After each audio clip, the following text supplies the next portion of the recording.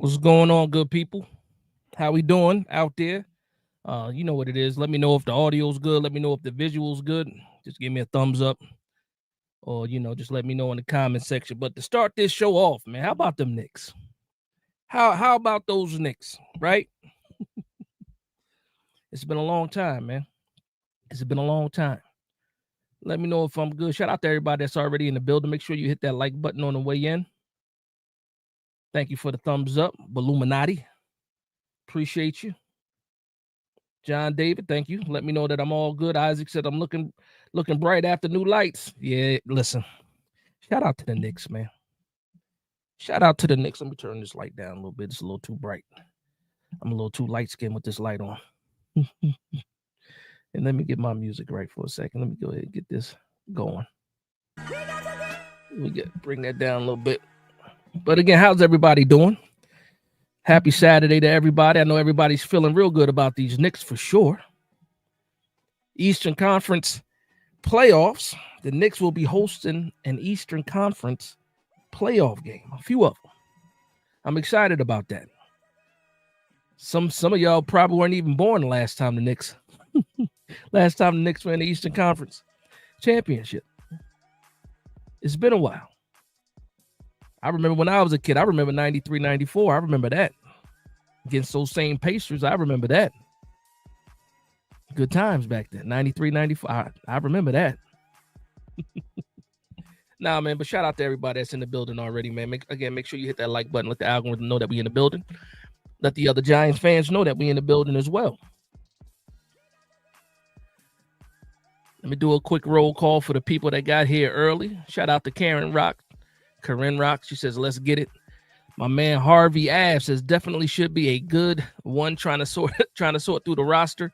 I'll be here, Big Dash, with another one for Giants Nation. That's a fact. We will be going over the roster, and I have an early prediction for the 53. I can't wait to talk to y'all, get some of y'all opinions on my list. Yeah, we're going to have some fun tonight. We're going to talk about some things, man. Independent outsider, Dave Denton, he says, is this training camp more hype or is there actual sizzle here? We go through this every year. It feels a little bit different, though. Dave, it feels a little bit different. You got to admit that. You got to admit that. Luann, of course, in true New York fashion, she says, let's go, Knicks. Again, my man Isaac, thank you very much. He says, what up? Big Dash knows. My big brother in the building said, let's go. All right, let's get into it. Sounds on point. Thank you. My man Christopher Tony shouting out everybody that's in the chat. Pablo Villa, 90s was the dopest ever, man. The 90s was it. Listen, I understand if you was around in the 90s, people look at you, call you old and all this other stuff. The 90s might have been the best era ever.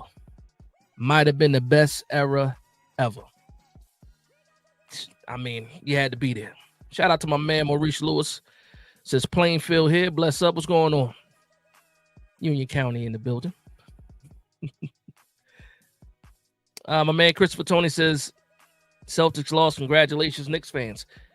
Oh, so you are you a Celtics fan, Christopher? I didn't know. My bad.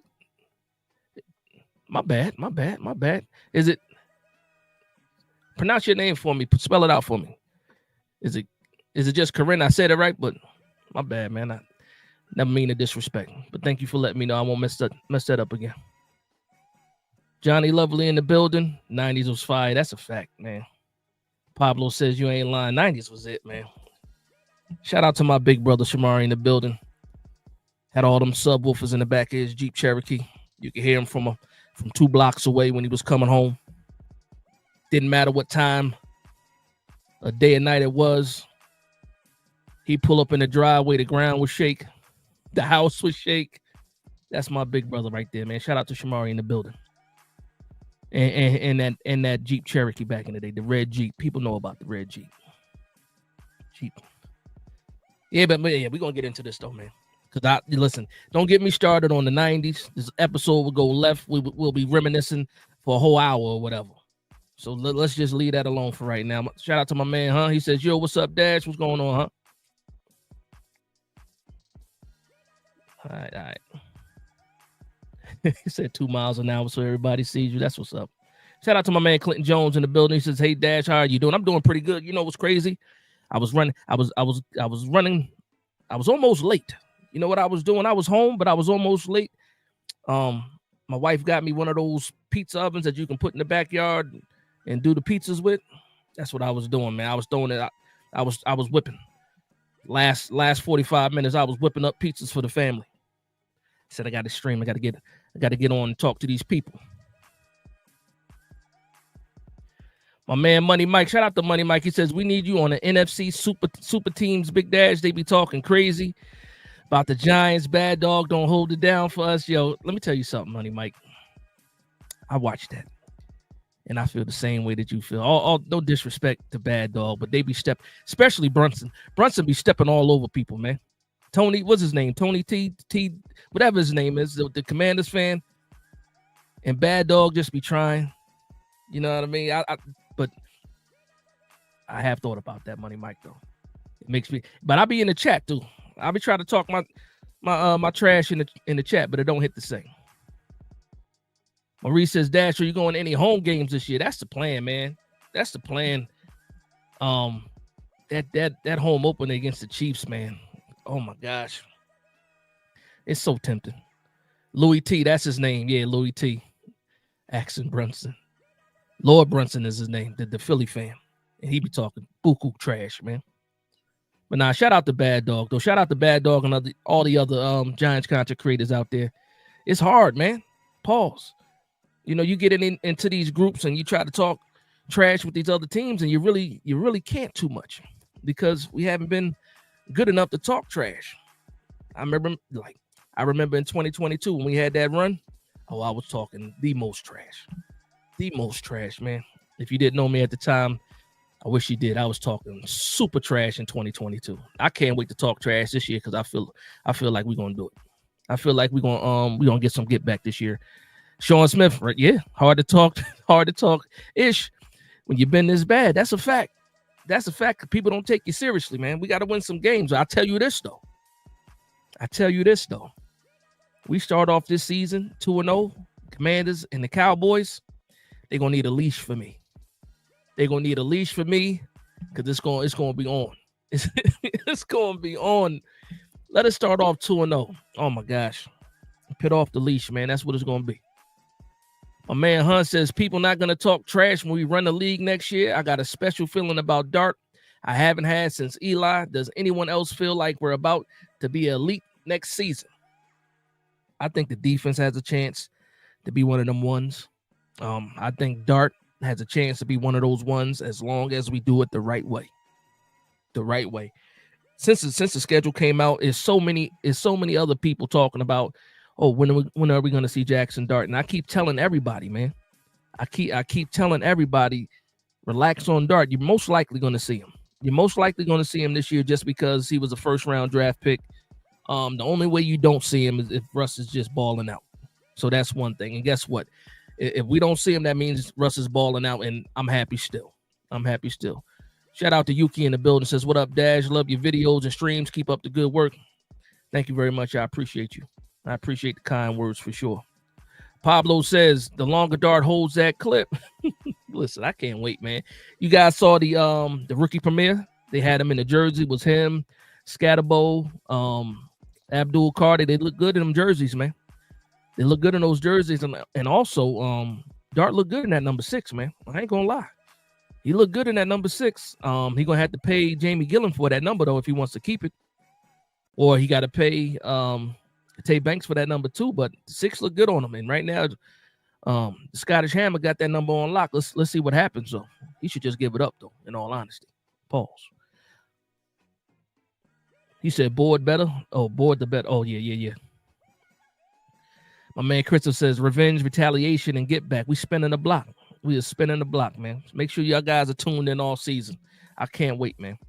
Opening up with the Commanders. You guys were here on Wednesday when I talked about it. Opening up against the Commanders.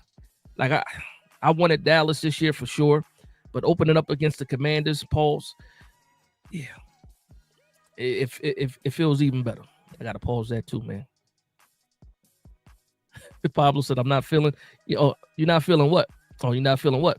He said, I'm not feeling it. Dope Dad says, Big Dash, don't forget Eli replaced Kurt Warner. That's a fact. And we were winning. We were winning at the time. I didn't forget. I didn't forget. Money Mike says, I think we can definitely beat the Commanders. Cowboys have had our number for years. We got to finally beat them. I can't wait, man. Especially after the way Dallas got to open up the season with Philly and Dak coming back from that injury. And he then he gonna get chased around by the Philadelphia Eagles. And then he got to turn around and get chased around by Dex and everybody else on this team. I definitely like our chances. I like our chances against both of those guys. Or both of those teams, I should say. Like I said, division is 2-0 to start the season. That's where I'm at right now. And I'm not changing off that. Not at all. My man Clinton Jones, that's a fact. I can't wait until the season. Yeah, man, I can't wait either.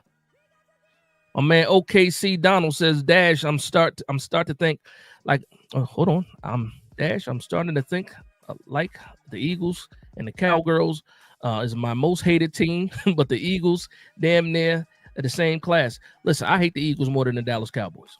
I do. Like, it's not even close to me how much I hate the Eagles more than the Dallas Cowboys. It's like, and I understand why some people hate the Cowboys more than the Eagles, but for me personally, I just hate the Philadelphia Eagles 10 times more. I hate them all, but the Eagles, they just do something, and I don't like it. I don't like how they make me feel. My man Hunt says we're going to be about average this season with a very good defense. Next year, we're not paying a certain trash quarterback. Yeah, we still got $22 million left on the books in dead cap money for Daniel Jones, but I don't want to talk about Daniel Jones.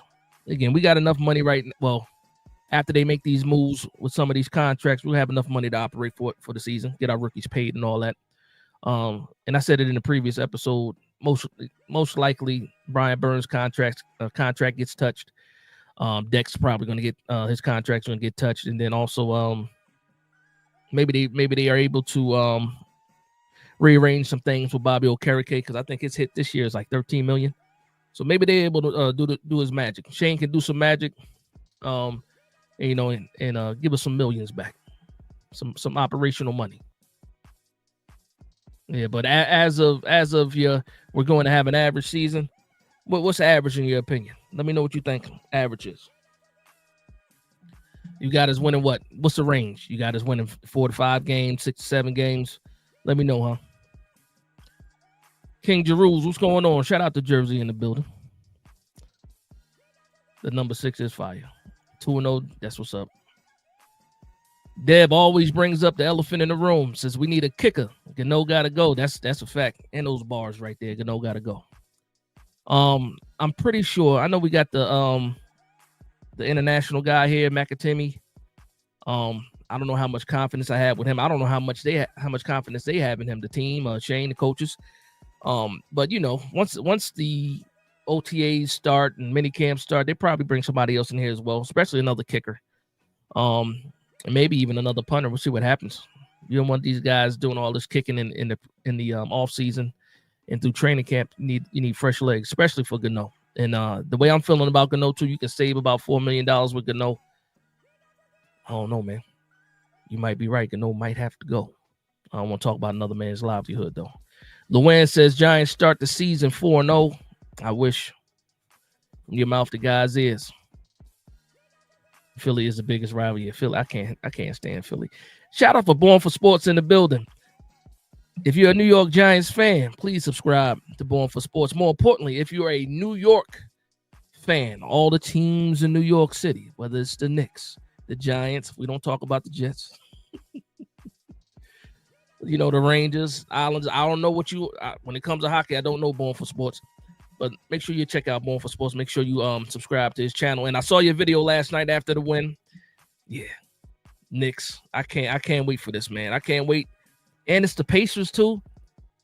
And if you're old like me, you understand why a lot of us feel the way that we feel, because we're playing the Pacers again. Oh, man. Like my childhood, man. 93, 94. What was I, 10, 11 years old? Yeah, I remember those days. All right, Hunt says, I think 7 to 8 wins realistic. Yeah. 7. I got 7. My range is 7 to 10.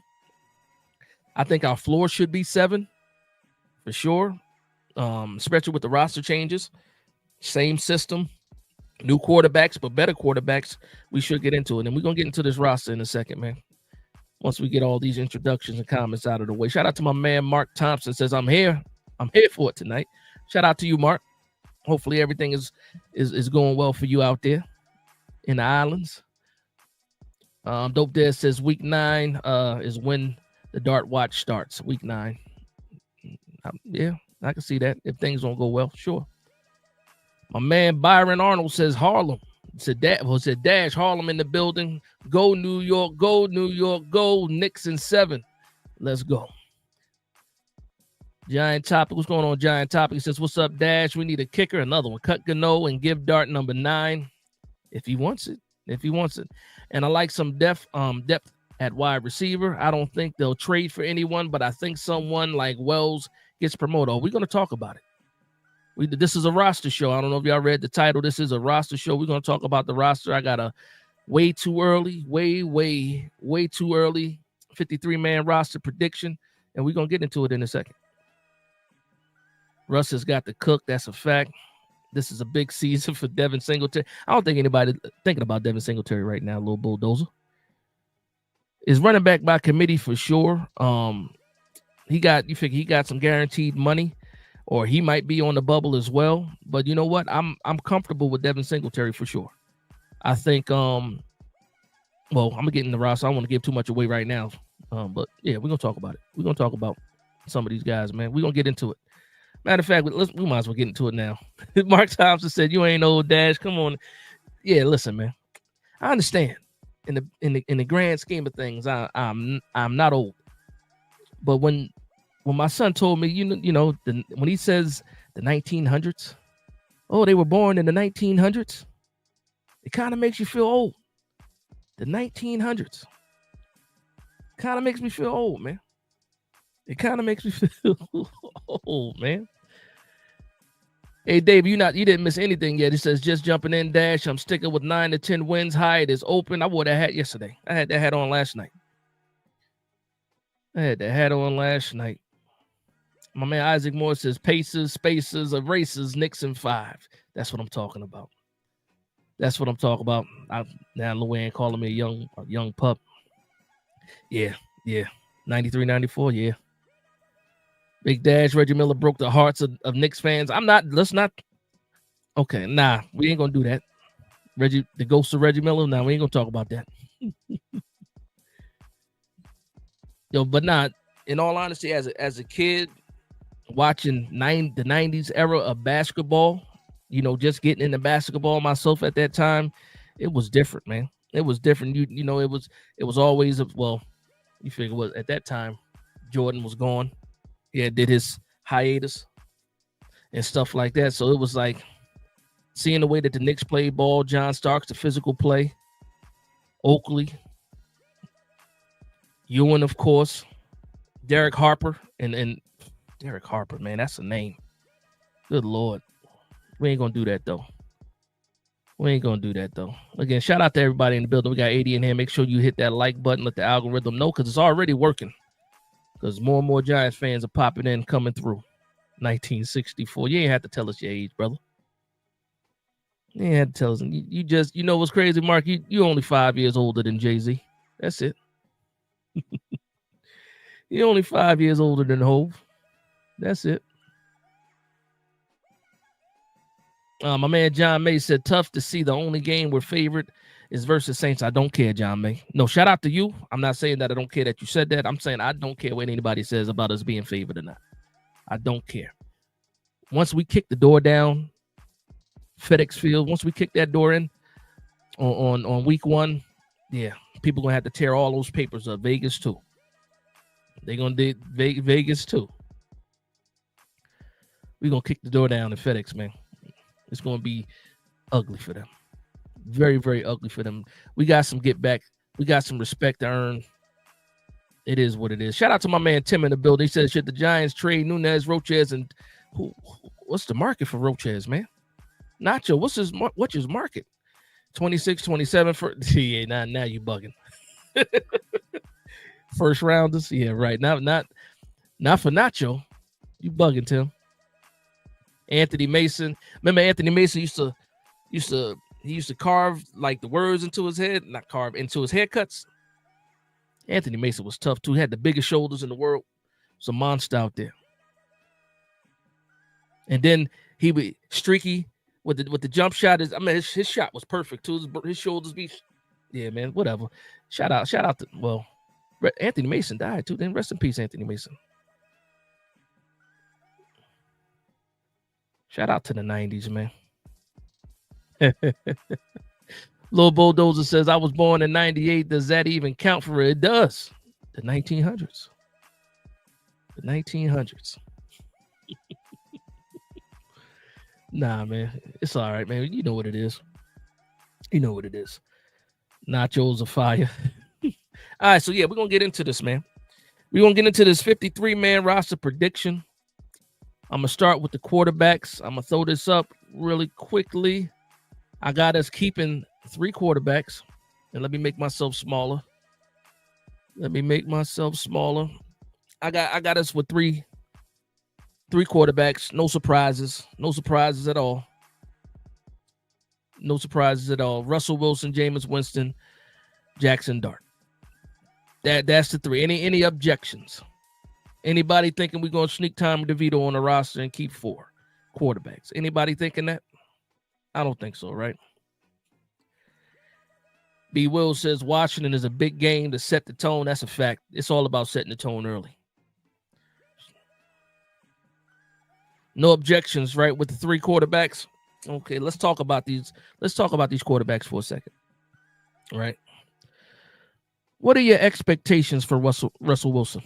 What are your true expectations for Russell Wilson? What are you expecting him to do? Are you expecting him to lead this team to double-digit wins, 10 wins, 9 wins, whatever, 11 wins? Shout out to my man Big Lou with the Mr. 11-6. What are you expecting to see from Russell Wilson? Is he going to turn the clock back? Is Russell Wilson going to be able to do that? Luann says, yeah, Tommy is my paisan. Listen, I hear you. Shout out to that's my Jersey brethren. Shout out to Cedar Grove. But I don't know, Luann. You might have to let that go. I think you better let it go. Let it go. You gotta let it go. Giant Topic says they should trade DeVito, but he'll probably get cut. Yeah. Shout out to my man Wells in the building. Wells the NJ says, salute Dash. Some excitement in the offense this season. When was the last time we had that? It's been a long time, brother. Long time, brother. Shout out to my man Wells the NJ that's in the building. Another fantastic content creator. If you're not subscribed to Wells, go ahead and do that. Wells the NJ. 9 wins. Christopher says 7 to 8 wins max unless we pull a dark horse season. I'm hoping for a dark horse season. For sure. He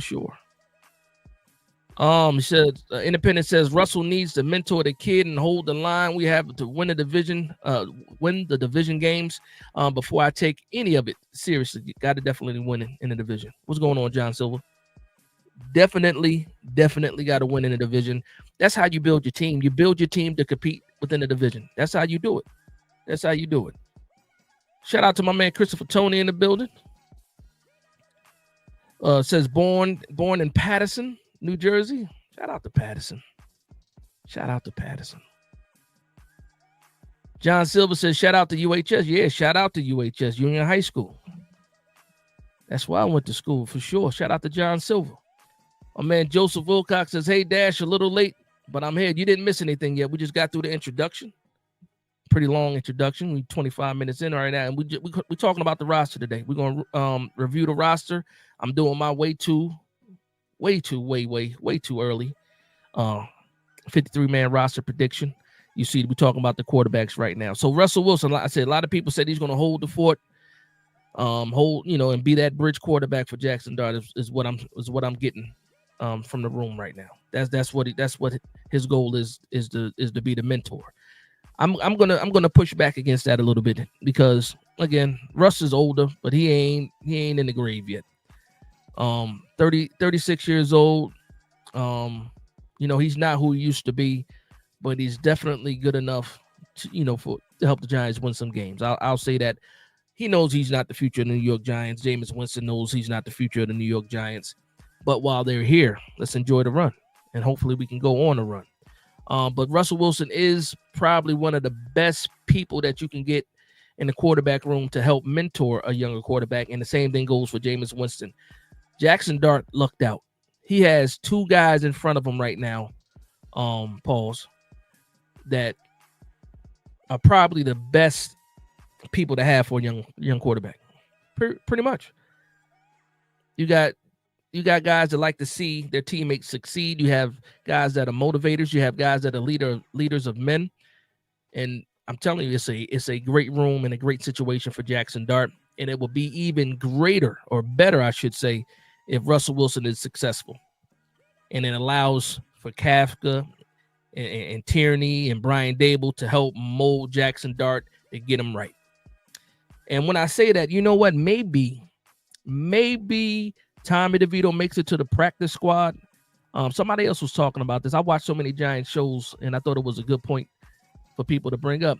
Maybe you do keep Tommy DeVito on the practice squad to run the scout offense, because I'm thinking Jackson Dart needs to learn everything that has to do with the Giants, with this offensive scheme. Do you really want him learning the scout team offense for another team while he's trying to develop? I don't think so. So maybe there is a spot for Tommy DeVito or whatever quarterback we might bring in, because who knows, if we cut Tommy DeVito, he might feel mad about it and not want to sign with the Giants. My man Joseph says, Dash, I'm excited. I am thinking 9-8, 10-7. What am I drinking? It's called the Kool-Aid. It's called the Blue Kool-Aid. I have poured myself a glass of Kool-Aid as well. I have not drunk the Kool-Aid yet. I'm waiting till week 2 to start drinking this Kool-Aid. But if we beat the Commanders and we beat them handily, or it looks very good, or it looks like it's the real deal, I might start sipping early. But I have a big blue cup of Kool-Aid. That's what it's called. That's what you're drinking. No, and it's not spiked with anything else. Oh boy. John May says, if we go 0-4, I'll be ready for Jameis. I think everybody will be ready for Jameis. Actually, they might just want to skip right over Jameis and go straight to Jackson Dart. Starting 0-4, I don't even want to think about it, but since you brought it up, we're going to talk about it a little bit. Going 0-4 changes everything that I'm thinking right now. You go 0-4, first off, you just can't start that way. Yeah, you just can't start that way. But yeah, then you're starting to think, okay, well, since we're losing, let's go ahead and throw the rookie in there. And again, it messes it, in my opinion, because we can throw him in there and he could be successful. But in my opinion, it's not good for Jackson Dart if we throw him into a situation where the team is 0-4, we're looking for a spark, and then we're expecting this rookie to get in there and do some fantastic things. Because if it doesn't work out for him and he looks horrible, then what does that help for him too? It doesn't help him at all. Not his confidence, and he has a lot of confidence. Jackson Dart has a lot of confidence. Okay, so talked about Russell Wilson, pretty much glazed over Jameis Winston because we already know his role is to be a backup even when Russell Wilson is gone in 2026. Jameis Winston and all, of course, will be the backup quarterback to Jackson Dart in 2026. Let's talk about Jackson Dart some. Let's talk about Jackson Dart and what our expectations of Jackson Dart are. I saw somebody say that, week 9 starts the Jackson Dart watch. Let me know what you guys think about week 9. Let me know what you guys think about after the bye. From last to first, Joseph says. No, that's a fact. I would love it. I would love that. Especially when it comes to the Eagles, man. I would love to, man, knocking the Eagles off their high horse right now. Fantastic. Fantastic. B. Will says 28 touchdowns, 10 interceptions, 8 wins minimum. I'm assuming those are Russ numbers. Yep. Independent says that Commanders game is a must-win week 1 to me. Yep.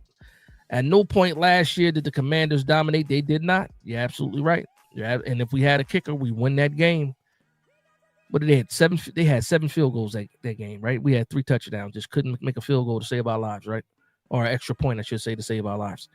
The D-line, no. Potential for days, that's a fact. I missed something that Bulldozer said, but somebody else caught it. Money Mike says, you crazy, Flacco is trash. So somebody was talking about Flacco. Uh-oh. Let me see if I can find that. He said Bulldozer said it. Flacco was the best option quarterback this offseason. Well, they brought him in. They brought Flacco in. It didn't work out, but they did bring him in. They brought him in. They did their due diligence with him.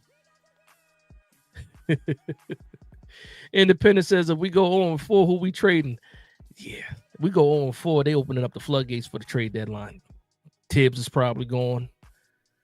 You most likely see Hyatt probably gone if there's a suitor for him. Wandell possibly. It'll be some dark days if we start 0-4. My man Chris says, never again 4-0. Shout out to my man Joseph Wilcox with the $5 super chat. He says there is no reason not to believe. We got a lot of new players and a new attitude. Now that is absolutely true. There's some new swag, some new aura. That's the word that's going around now. I'm seeing everybody use the word aura now when referring to Jackson Dart, when referring to Cam Scatterbo as well. Also referring to Abdul Carter. A lot of people are using that word aura. But yeah, we'll see what happens. Eagles lost their OC. Yeah. Sign the kicker, could know a suspect. Yeah. All right. So Jack, let me get down to the bottom. Jack Tucker is a free agent. Big pause. Tucker. I forgot. Well, Justin Tucker got issues off the field right now. He's crossing over into that Deshaun Watson gray area right now. So he is untouchable. You know, we can't even go that route. My man, that Dark Friend, what's going on? He says Dart shouldn't play until after the bye week minimum. That means New York Giants are kicking ass if that happens. If that happens. Can we trade Hyatt for a Hilton? Oh, man, y'all funny, man. Y'all funny. All right, so that's the quarterback room. I got 3 quarterbacks. Let's go into let's look at the running backs. All right, so I'm gonna throw the running backs in here. So this is the running back room that I have right now. Only have us keeping 3 running backs. Some people like to keep 4, but for me, I think we keep 3 running backs because we're keeping 3 quarterbacks this year. Let me know how you guys feel about that. My man Money Mike says, can't lie, I'm not a fan of Scatterbo 40 time, but I love how he carries himself. He is a dog. He is absolutely a dog. He is absolutely a dog. Shout out to my man Joseph. He says, I'm 71 years old. Shout out to you, man. OG over here. I bleed blue. I can't wait. Listen, I understand. And shout out to the grandkids. Shout out to the grandkids. And hopefully they're not running you crazy. I think you got them down, though, right? You got them down. It's a little bit made it calm down. You put them to bed, maybe. Christopher says, first 4 draft picks, instant production. Got to get it. First 5 picks, actually. Well, just think about it. Well, Bo, it's a little, yeah, I'm with you, Christopher. I had to think about it. Certain things have to happen in order for Bo to get on the field early. So I'm with you with the first 4 picks, instant production for sure. Out of those 3, you figure Jackson Dart will eventually be the starting quarterback for the New York Giants, but Abdul Carter, Darius Alexander, Cam Scatterbo, those guys are getting play very early, very often. When I think about the back end, when you think about Corey Black has a chance to contribute as well, but in just some, maybe special teams and maybe in some, late game secondary snaps or something like that, in case, if something happens. But again, so Tyrone Tracy, Devin Singletary. Why did I say Devin? Good Lord. That's my nephew's name, Devin, spelled that way. But Devin Singletary, Cam Scatterbo, that's who I have for the running back room. Let me know what you guys think about that. Tyrone Tracy, I believe, will be the starter, or even with all the hype of Cam Scatterbo. Tyrone Tracy has had a fantastic season last year. Nobody expected him, to jump out into the scenes like that, and he did. And I think from what he did last year, he earned first team reps to be the first running back out there on the field. But it's not like he's going to get 75, 80, 80% of the carries. I think his load will go down because of Cam Scatterbo being here. And I can see, like, hopefully, and Brian Dable sometimes gets away from the run. He totally gets away from the run. But I think they really need to think about a decent split between all three of these guys. And then also, follow the hot hand. If somebody's hot, then of course you give them more reps. But Tyrone Tracy, Cam Scatterbo, Devin Singletary, that's the three running backs I have. My man, that Dark Friend says, I don't see a reason to keep 4 running backs. It's all because of injuries. Somebody's going to make the practice squad. Just think about some of the guys. So you got Turbo Miller, you got Eric Gray. A lot of people are mad at Eric Gray. I thought Eric Gray was going to be better than what he has been. He did have some flashes here and there, but he had issues with fumbling. Turbo never got a chance to get on the field. We do also have 2 UDFAs on the team as well. We'll see what happens with them. But for me, just thinking about the 53, it's going to be hard for those UDFAs to make this team. It's going to be hard for Turbo to make the team. And I think Eric Gray, because of the issues with special teams, it's going to be hard for him to make the team too. And also because we're keeping 3 quarterbacks, I think we only keep 3 running backs. My man Charlie Collins says game speed and 40 speed are different. Talking about Cam Scatterbo. That's a fact. That's a fact. John May says, I'm content with the running back room. Independent says, a tank don't go faster either. Go Scatterbo. I hear you. No Turbo. Yeah, man. Unfortunately. I hope we get a heavy dose of Turbo though in the preseason, because I really do root for him, especially with the story. Ivy League kid, went to South Carolina, then got screwed with the draft process last year in regards to eligibility. Couldn't actually perform in the combine and stuff like that. There's a lot of things happen. It's an interesting story for Turbo, but I don't have him making the 53. Now, if we keep 4 running backs, then he has a real good chance of making it. But for me, right now, I think 3 running backs is where it's at.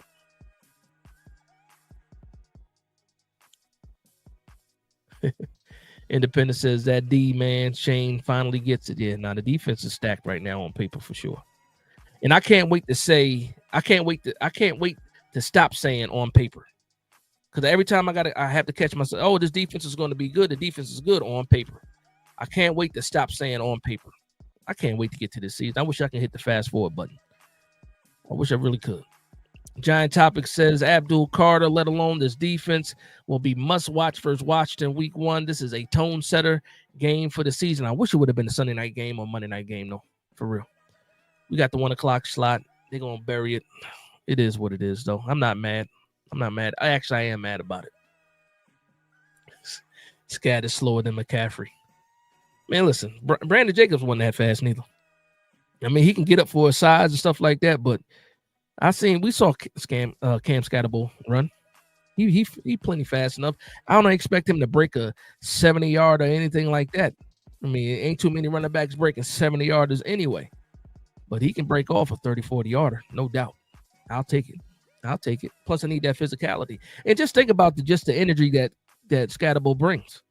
I think it was P-Dot was saying it after we drafted him. He was like, just him running somebody over, making a small play, a short first down. Physical running. He's going to energize his team. Energize the fans. Energize the crowd. Yeah, Scatterbo is good for business. My man David Daniels says Tracy Singletary and I like Motor. You saying no to Cam Scatterbo though? I doubt that. I doubt it, but yeah, a lot of it's not. Tracy Singletary. I don't know why I'm thinking Turbo when you said Motor. Yeah. These guys run north and south. That's true. These 3 and Turbo. That's what Sonny Chiba says. Shout out to Sonny Chiba in the building. Shout out to my man Hirsch for real in the building. What's going on, bro? He says we got Turbo, Dante Miller, and Diesel Cam Scatterbo. And there's a bunch of nicknames on this team already. Turbo, Motor, Diesel. The only person who don't got a nickname is Tyrone Tracy. It is what it is. Dope Dad says Brian don't run. That's a fact. He gets away from it. He says, if this fails, what you think about a defensive coach? I don't even want to get there yet, Dope Dad, but you figure the last, what was it, Dable? Then what you call it was special teams. Sherman was offense. McAdoo was offense. Coughlin, offensive background. It might be time. It might be time. Let's hope these guys succeed though. Gray is not a return guy. Nah. He says, nah. All right, so let's go to the next room. Actually, let me get down to here before I go. It said, shout out to Joseph Wilcox, $5 super chat. He says, Scat has good vision. He does. He doesn't need to have the speed. Chat. Yeah, that's right. He got plenty enough speed to break a 30, 40 yarder. He's good. If he can break off a 70, fine. I'll take it. But I don't expect that from him. And other people shouldn't expect that either. That's why it's running back by committee. Bulldozer says Model T. That's crazy for Tyrone Tracy. Model T. You know what? I mess with it. I actually mess with it. Dope Dez throwing up a throwback name in Joe Morris. The Scatterbo next Joe Morris. I wish. I hope. I'll take that. Absolutely. He said that's a T-top. That's hilarious. Turbo, sorry. Gray is a terrible returner. Gano can hold the door for Gray. Y'all are crazy, man. All right, so now let's get into this wide receiver room. So Sanders says, should we bring back the fullback? I'm glad you said that. Actually, I think the next room is going to be tight end. Let me see what I have next up. Yeah. So next is going to be the tight end room. This is who I have for the tight ends right now. Great segue, though, because you said, what about the fullback? I think Daniel Bellinger is that H-back. Your tight end / fullback / H-back. That's the value that I think Daniel Bellinger brings to this team still. And you guys already know I'm a little bit biased when it comes to Daniel Bellinger. I'm a fan of Daniel Bellinger. I think we did him dirty. I think we did him wrong. I think he's in the doghouse right now. I don't know why he's in the doghouse, but he's in the doghouse right now. He doesn't have issues dropping the ball. Basically, every time he's targeted is a reception, and I think he averages just under 10 yards per catch. So Daniel Bellinger has a place on this team, in my opinion. But also he adds some versatility and value by also being a fullback in a pinch and also an H-back in a pinch. I'm glad you brought it up. I just said, what about Fidone? This was tough for me right here. This was tough for me because you know what? They like their tight ends. Maybe they keep 4, but I don't have Fidone making the squad right now. And I know, trust me, I know. But you're not giving up on Theo Johnson. Why would you? There's potential there. They seem to be in love with Chris Manhertz, a veteran that can block like a lineman. And then Daniel Bellinger's here. There's a lot of value and versatility. But I'm like, man, hold on. I'm gonna get to that NYG, man. I don't think he ran a 4.4. That's crazy. Brandon Jacobs wasn't that fast, bro. He could move for a big guy. He wasn't running no 4.48 though. That's crazy. Was it 4.48, 260, 6'4", 260 running the? All right, we're gonna get to that, man. I'm getting sidetracked right now, but no, where'd it go? Yeah, no, for right now, if we keep 4 tight ends, and I got Fidone making the squad, but right now, if we keep 3, and you'll see why I'm keeping 3. There's other positions that I'm bringing extra players on for. I just think the way that Dable likes to play offense, there'll be some 12 personnel. Get your 2 tight ends, and that's most likely going to be Theo Johnson. And they, for whatever reason, they love Manhertz, but Manhertz is not nearly the receiver that Daniel Bellinger can be. And I understand Daniel Bellinger had a down year, but to me, I think it's 3 tight ends. If you want to squeeze on a 4th, I'm not mad at you. I had to keep it at 3 because I was looking at some other rooms and other positions, and that's where the extra players went. But Theo Johnson, Daniel Bellinger, Chris Manhertz, I'm hoping for a good season from Theo Johnson. You have better quarterbacks in the building. I hope to see him more involved. He can be more of your down the field type of tight end. He's getting there. He's still a little bit raw. Theo Johnson, in my opinion, has some issues with some drops. But all the physical capabilities is there. Athletic, tall, you know, physical type tight end. I like it. Can run a little bit too. Again, Daniel Bellinger, Mr. Versatility in my opinion, and then Chris Manhurst, solid blocker, solid veteran.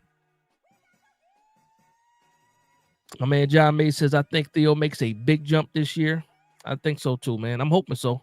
If he can stay healthy, absolutely. If we can get him the ball, target, and if he can hold on to the ball, just hold on to the ball, he should have a good year. There's guys with a lot of potential in that tight end room. Like Daniel Bellinger, again, I'm biased when it comes to Daniel Bellinger. I accept that. I'm aware of that. But he's untapped too. I remember the rookie year. I remember what we did to him when we got Darren Waller. We made him an afterthought, and then he disappeared last year completely. Didn't even have enough snaps to register a grade. It's crazy to me. He's in the doghouse. My man Kyler says put Hyatt to return punts and kick returns. He is fast and has to do something. We're gonna get to that wide receiver room in a second. Dang, this says where's I explained it. That's where he is right now. If we keep 4, I got him making the team. So I'm gonna ask you guys because it seemed to be a lot of people asking about Fidone. Who are you taking out for Fidone? Are you getting rid of Daniel Bellinger? I think a lot of people are going to say that though. All right, while we do that, NYG Man VA says you bugging Dash. Jacobs ran a 4.48 for his size. Can you beat him in a race? I can definitely not beat him in a race. Belly is my dude. Theo will be the man. I'm not gonna argue with that. He ran a 4.48 for real. I know he can get it. He can run. Pause. That's crazy. He can run. I remember him breaking some, but a 4.48. I think just out there in the open, people just didn't want to catch up to him so they could take that punishment. So they just let him go. Shout out to my man NYG Man VA.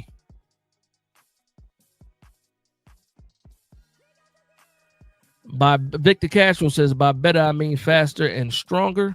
But Singletary knows the system, so he's in. Yeah, I definitely got Singletary making. Yeah. And then they all love him.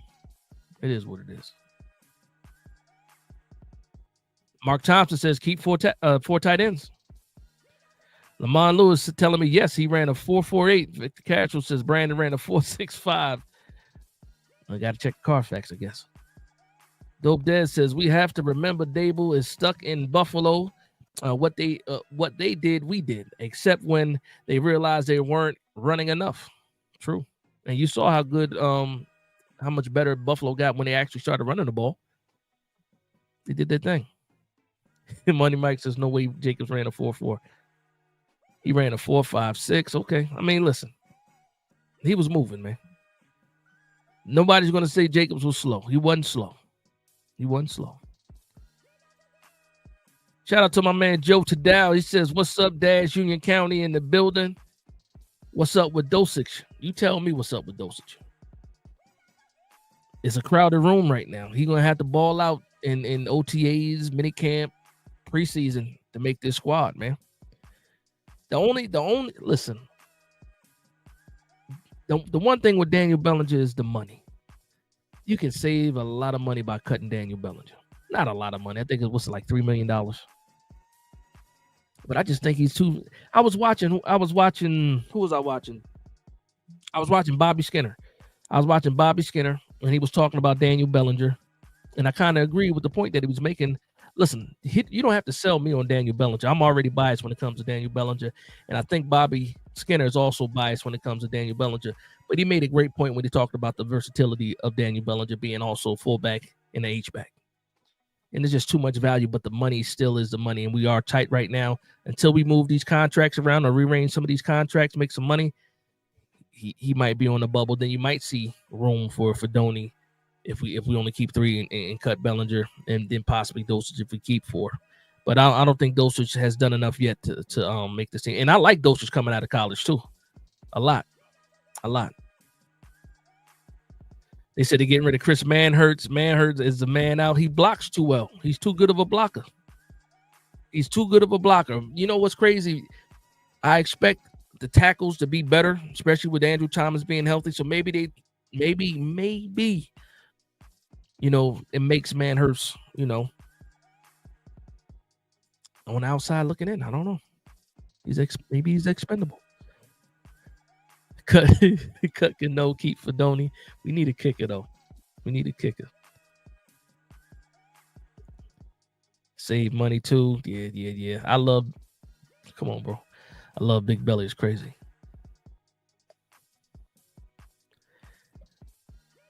Shout out to my man TP Way, the Giant in the building. He says, "What's the word? Peace dash in the chat."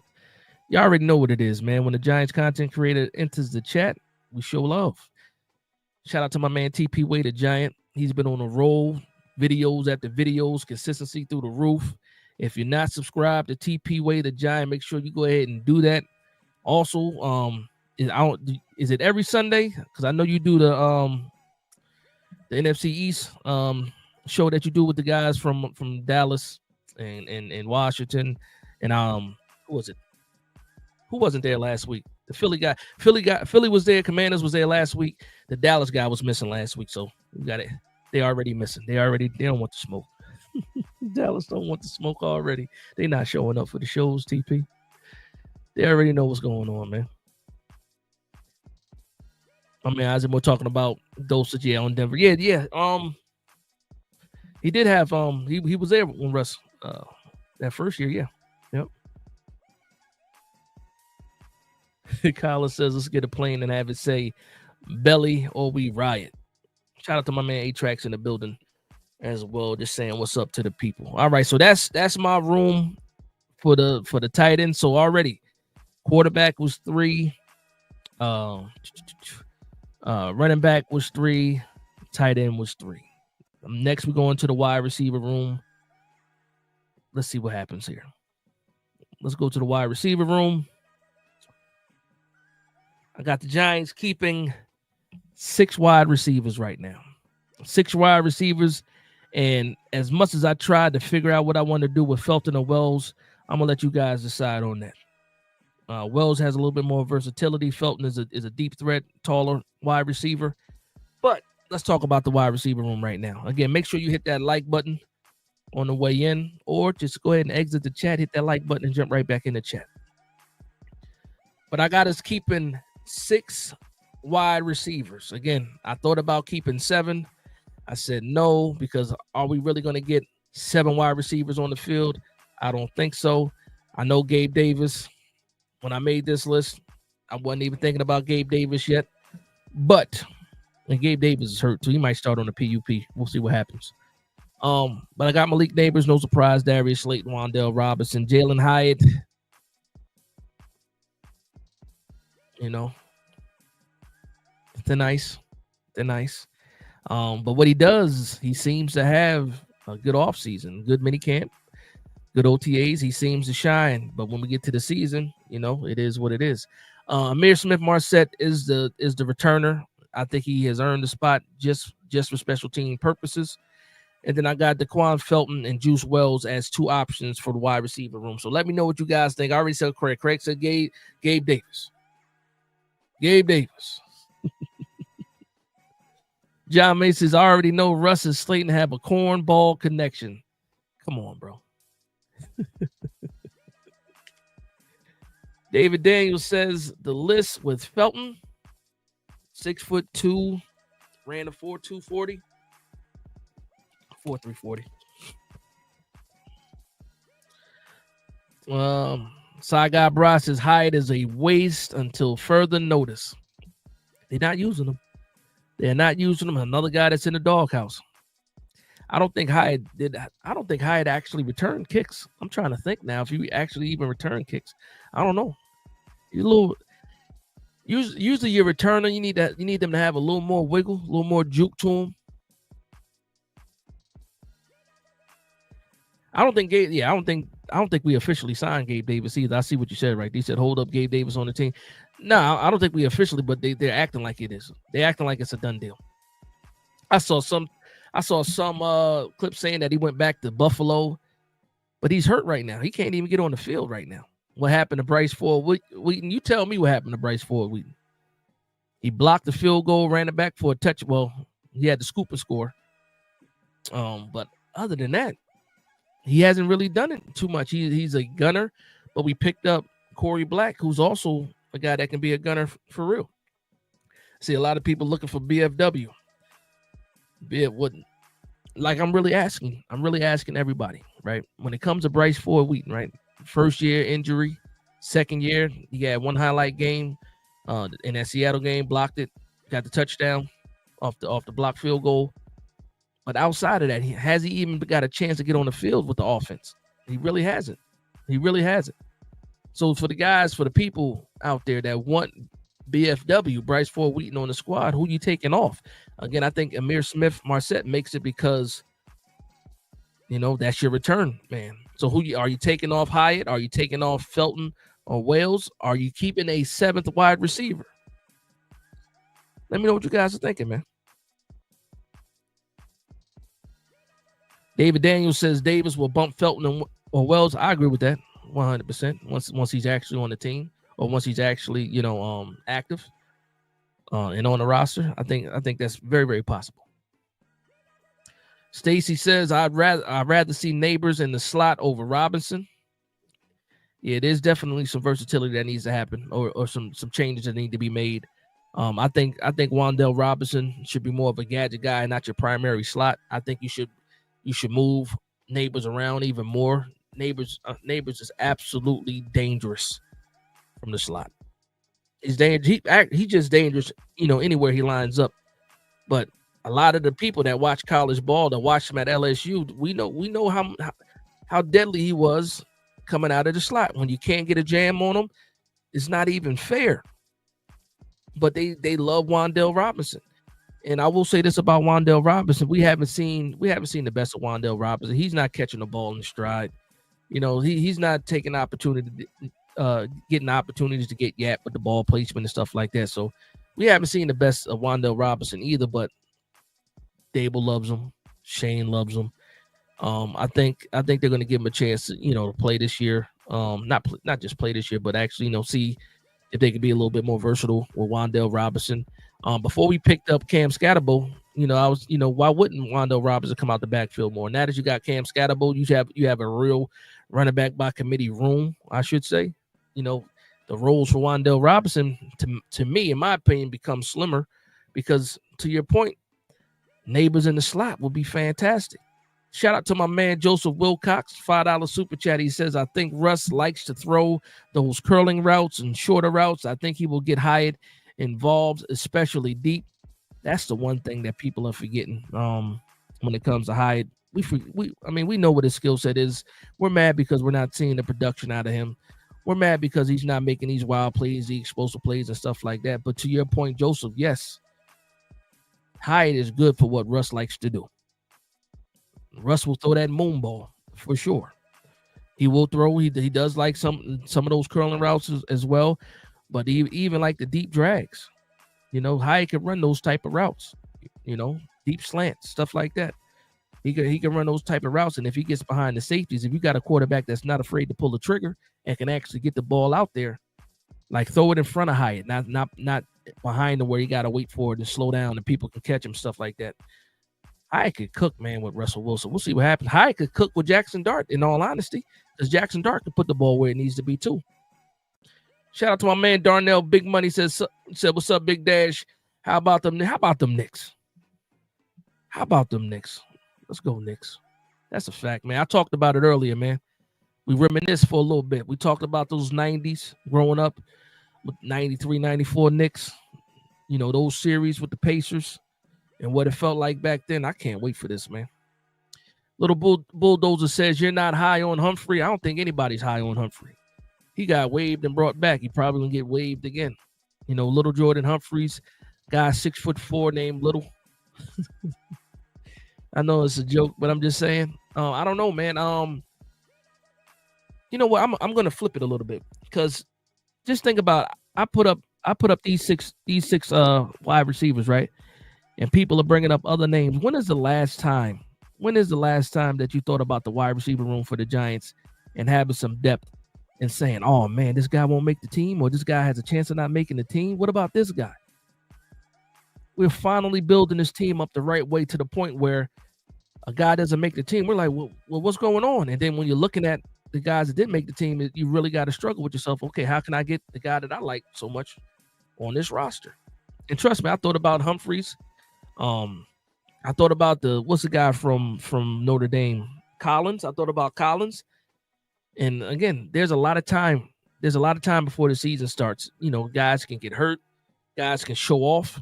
Guys can, just have a fantastic preseason and make this team. This is just and that's why I called it the way too early 53. It will piss some people off, I understand. But again, I'll do this again when we get closer to the season, and we'll see what happens then. Little Bulldozer says Wan'Dale might be the most limited wide receiver on the roster. I'll push back because of Jalen Hyatt. When I'm looking at these guys I have right now, Jalen Hyatt just because he doesn't have the snaps. At least Wan'Dale Robinson has the targets, somewhat of the production, not up to par, but he's getting the targets, he's getting the snaps. So I think that right now Jalen Hyatt will probably be the most limited wide receiver, and that's just because he's not getting the snaps, in my opinion. But I see what you're getting at. John Silver says Robinson getting traded with Hyatt for Olave. Kidding, but would you do it? Now, and a lot of people brought up this Olave trade, right? I don't know what I want to give up for Olave because he scares me with the concussion issues. How many more concussions can he take before he retires? And if you're talking about giving up on Hyatt or possibly giving up even a Hyatt and a draft pick to get Olave, I don't know. We just paid Darius Slayton. People are talking about getting Gabe Davis as well. And now you're thinking about Olave too. I mean, I'm not against adding talent to the roster, but when you start breaking down to 53 and the roles these guys are going to play, how do they fit in? But I'm not absolutely against it, but it scares me when it comes to Olave. The injuries scare me. That Dark Friend says, I will say Wan'Dale is easy to tackle, even at Kentucky, just goes down. You know what's crazy about Wan'Dale? When I was watching Wan'Dale at Kentucky, he would break off like a 60-yard run, but he was always getting caught. Like he'll get caught at like the 2-yard line, the 5-yard line after running like 60 yards. It was crazy. It was great. If you get a chance to look at Wan'Dale Robinson at Kentucky, just look at some of the highlights. Some of them he took to the house, but a lot of times he'll break off a long run and then end up getting caught like he just ran out of gas or something. Because it's not like he's slow. I believe he ran like a 4.442. But he was like, in more than often, he was getting caught from behind. And I was like, come on, man. He does have short legs, though. He is a smaller guy. Doesn't have quite the stride as some of these taller wide receivers. John May says, watch we sign Davis and trade Hyatt for a 6. I mean, that's possible. It's possible. But I'm a fan of Hyatt. You guys know that too. And I will say this. If we're not going to use him, trade him. Let him go somewhere else where he can, get the touches that he deserves. Not deserves, but gets the chance. I think he deserves a chance. More of a chance than he's getting with the Giants right now. What did he have? He had, 18 targets last year. I think it was only 9 receptions. Like, come on, man. And I think 4 of those receptions were in one game, that Carolina game. Giant Topic says, definitely been a long time where we can say that say that about the wide receiver room. Yeah, that's a fact.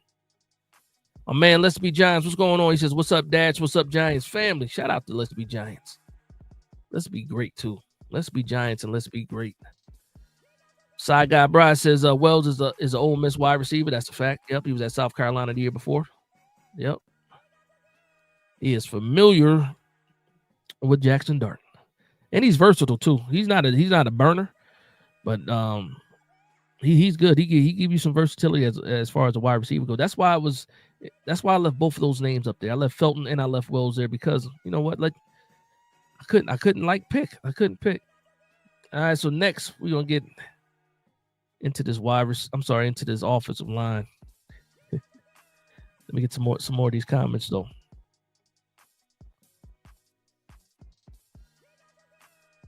My man TP Way says Jalen Hyatt is the biggest question mark to me. I can rock with Malik and Slayton, But what does the production look like when one or both of them are off the field? That's a fact. That's important.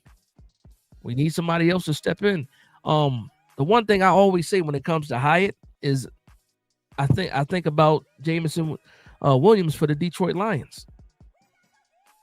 Like, there's a role similar to what Jameson Williams does. And I think Hyatt can do something similar to that. Maybe not to the level of JMO, but I think he can have a similar role to that. You know, a couple of deep shots downfield, but again, you have to have a quarterback willing to throw it. Mark Thompson says, I'm keeping 5 wide receivers because I'm keeping 4 tight ends. Are you counting Morset as a wide receiver in this, or is he going to be just like a special teams guy? Let me know, Mark. Let me know. Shout out to my man Rick Torcher in the building. Let's Be Giant says, I think Wells is automatic. Or I like Reed on the. Reed's not going anywhere though. Oh, you're talking about as far as his role. Lil Bulldoze, you're talking about as far as the role for Hyatt, something similar to Reed. Reed might mess around to be the number 1 wide receiver for the Packers this year, though. Well, they picked up. Who did they pick up? They got the speedy guy from. Who's the guy they got? Who's the guy they got? Packers picked up Golden. Packers got Golden, right? Matthew Golden. I think so. Okay, Bulldozer. Okay, thank you for the clarity. Yeah, okay. I got you, Mark. Yeah, Matthew Golden. There you go. Thank you. Sometimes I'll tell you, man, there's so many names, so many athletes out there. Thank you for Golden. Thank you. Let's get to the nitty gritty, man. Let's talk about this offensive line. Okay. So no surprises here. Let me go ahead and move this comment so we can get all the names. All right. So when it comes to this New York Giants offensive line, I got us keeping 10 offensive linemen. Yes, 10 of them. So many injuries happen. I think we need to keep 10 guys. So I got Andrew Thomas, John Runyon, JMS, Evan Neal, Jermaine Illuminor. I think that's what the starting lineup is going to look like during minicamp OTAs. I think that's what the starting lineup is going to look like. I think they're going to give Evan Neal every chance in the world to earn the right guard spot. But I got Andrew Thomas, John Runyon at left guard, John Michael Schmitz at center, Evan Neal at right guard, Jermaine Illuminor at right tackle right now. As the reserves, we paid James Hudson guaranteed money. He makes a team as that swing tackle that can play right in the left side. Jake Cubis is a guy that they love a lot, from North Dakota State, UDFA last year. I think he should also try to snap the ball some more this year. Marcus Bowe, obviously the rookie that we picked up in the 5th round this year, versatile guy, can play on the outside and the inside. I think he pushes Evan Neal for that right guard spot. I want to keep him on the outside as a right tackle. So for me, if Marcus Bowe has to prove that he can't play on the outside, that he can't hold up on the outside because of his arm length, before I just kick him inside. But I like the versatility of Marcus Bowe being the guy that can be a tackle as well as an interior lineman. Jake Cubis play both guard spot, and hopefully he learns how to play center, because my son John Michael Schmitz, and you guys know how I feel about John Michael Schmitz, this is a make it or break a year for John Michael Schmitz, in my opinion. So Cubis, I think he should learn how to snap. I've heard rumors about Marcus Bowe, people saying that he could possibly play center. I don't want to do that. I think his feet are too good to be wasted on the inside. And somebody got mad at me when I said that. They said, oh, well, the guards need to have good feet. Yes, they do. Center needs to have good feet. Yes, for pulling. Yes, they do. But I'm saying for us, New York Giants, for me, the guy has good feet. We drafted him because of what he did outside as a tackle. I'm going to give him a chance to be a tackle. Aaron Stinney is just a solid veteran, in my opinion. Can play both guard spots. And Greg Van Roten is the backup center, possibly a guy that could be the starter if John Michael Schmitz does not develop or get to where we need him to be. But he's also old. So those are the 10 guys that I have for the New York Giants right now.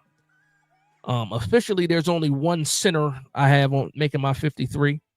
But again, Greg Van Roten played center last year, did well. Jake Kubas, I think, is a guy that should learn center. He might be a valuable piece as well. And then Marcus Bow, again, I'm going to keep him on the outside first. And then if that doesn't work, then I'll kick him inside. Let me know what you guys think about those 10, or how many guys would you keep for the offensive line. Let me get to some of these comments. Hugh, is it Hugh? I'm not going to butcher your last name, but shout out to Hugh in the building. He says Greg Van Roten will be right guard 1. Neal will be right guard 2. No argument here. I just think that they're going to give Neal every opportunity to be the starter first. They still want to try to justify picking Evan Neal, or I should say salvage Evan Neal, because, he's just been so bad at right tackle. I think they're going to give him every opportunity to be, right guard 1. Now, if Greg Van Roten beats him out, it's because he's Greg Van Roten is just a better player. I won't be mad at that, because, again, you got good chemistry between Van Roten and Illuminor. I'm not going to be mad at that. I want the best offensive line out there. And, again, Evan Neal is on the contract year anyway. He would have to play phenomenally for the Giants to keep him. If he's not good, like I said, you got Greg Van Roten in the building. I'm not mad.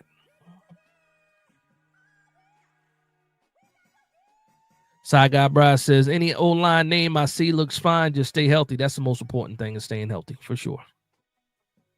Demon Time says, that O-line not looking good. Laugh out loud. Listen, when they're healthy, they played well last year. Better quarterback play helps the offensive lineman. We'll see what happens, man. I will say this. It is still the weakest link of the team. I will say that because of the health problems. The uncertainty with Evan Neal and stuff like that, the interior offensive line, John Michael Schmitz, I will say it's the biggest question mark for sure. For sure. The weakest link, biggest question mark. He said, let's be real. I'm trying to keep it real, bro. I'm trying to keep it real. That Dark Friend says, I don't know if they keep both Kubas and Stinnie. If they only keep one, they're going to keep Kubas. Stinnie is gone. I wouldn't be mad at that. Listen, I picked 10. I picked 10 for a reason, because of health issues and stuff like that. But that's my 10. If we kept 9, I wouldn't be surprised at that too. But I don't think you can keep less than 9 though. But I wouldn't be mad if they had to pick between Kubas and Stinnie. I'm keeping Kubas though. Younger guy, showed some flashes. North Dakota State, small school guy, got a big chip on his shoulder. I like that. Mark Thompson says, one other option to keep an extra wide receiver and drop Stinnie, but I wouldn't. My man keep going back to that wide receiver room. I get it. Stacy says, re-sign Illuminor and move Bo to guard. That's a possibility too. But for me, man, I like Bo as a tackle, man. Maybe after the season you flip him. Maybe you flip Illuminor, you put him at right guard and keep Bo on the outside, man. They got some ways that they can do this. Christopher Tony says, no, keep Fedoni on the practice squad. Fedoni came out of nowhere again.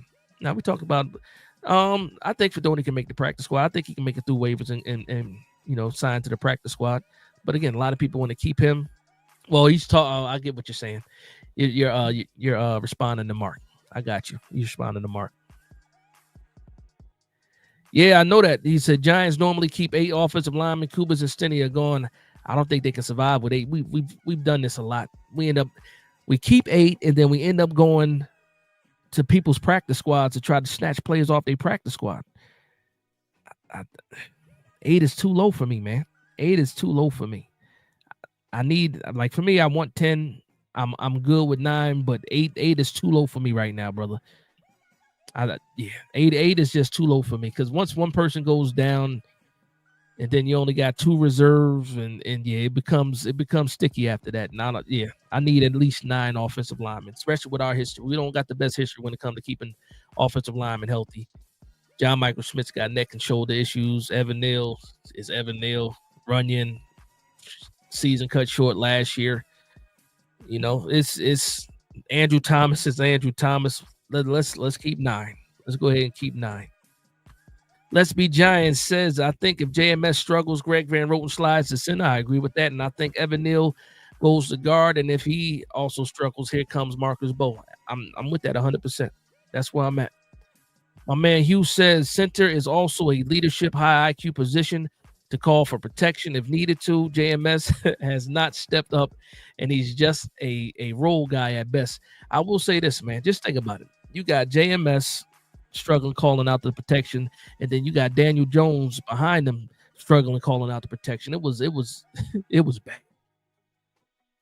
It was bad. Now you got a better quarterback in there who's seen everything, who can call out the protections, can help out his center as well, which he shouldn't have to because this is the third year for JMS. But I think he improves. You know, I got a soft spot. I call him my son for a reason. I got a soft spot for him. But again, his bags are packed already and waiting at the door. If he does not have a good year, you got to go. Let's Be Giants says I'm keeping all of them. Yes, Stacy says, didn't the Giants also pick up the center that played for Ole Miss? Yes, they did as a UDFA. Yes, they did. Not even was it a minicamp tryout? No, he got a minicamp tryout. I don't know for sure if he actually got signed though. I know he got invited to the minicamp or the rookie minicamp. I gotta check that. You know what? I checked the website today, and it's funny too because when you go to Giants.com, sometimes they're a little stingy with the information. And then you got to go to like some of the beat writers so let you know, oh, this guy got signed, but that's because the agent of that player, let something leak or said something about it. That's the only way we find out about stuff though. But yeah. Born for Sports says big year for JMS. He got to show improvement. That's a fact. Dope Dad says Evan Neal second squad preseason. It's possible. Again, the only reason why I say what I said about Evan Neal is because I think because he was drafted in the first round, I think they're trying to. It's going to be his spot to lose. Let me say it that way. His spot to lose. I think they're going to give him the RG1 spot, but then he can easily get beat out by somebody.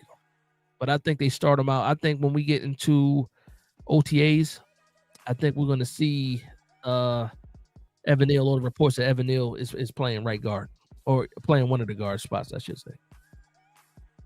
Not kicker. On for Sports says point of attack O-line was better than people gave them credit for. It was early on. It was definitely. Because I remember even early in the year, we were like, well, we can't blame the offensive line for that.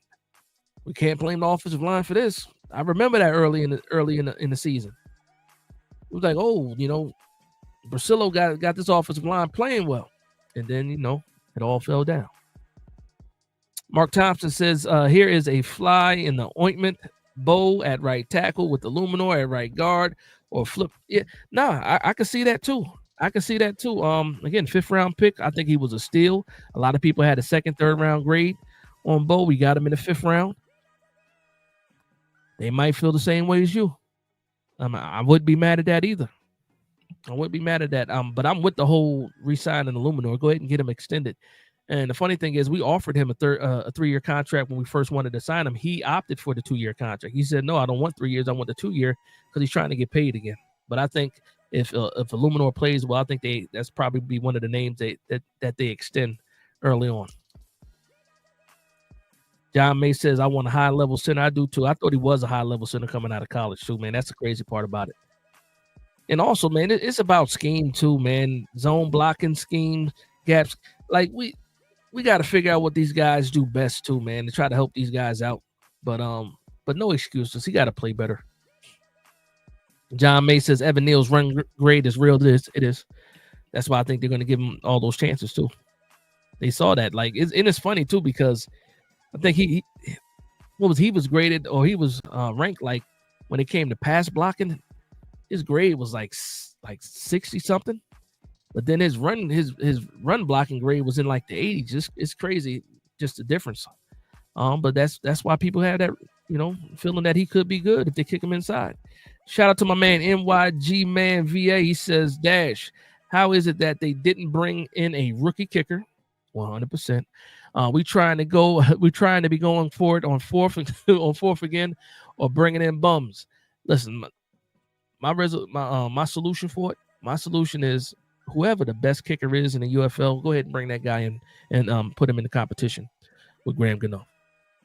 If Dallas can snatch somebody out of the UFL and that guy be fantastic, I'm hoping the Giants could possibly do something like that too. If you really don't trust the international guy, McAtamey, as being the next guy after Gano. Go ahead and get somebody out, get the best kicker out of the UFL. Go find you a soccer player at Rutgers and train him up to be a kicker. Do something, but Gano is one more tackle away, or one chase down away from being retired officially. Thank you for the super chat, NYG. Man, he says, what's it? Lamont says JMS will have a breakout year. Watch. That's what I'm hoping. That will be the best case scenario for everybody if John Michael Schmitz just wakes up and he's the guy.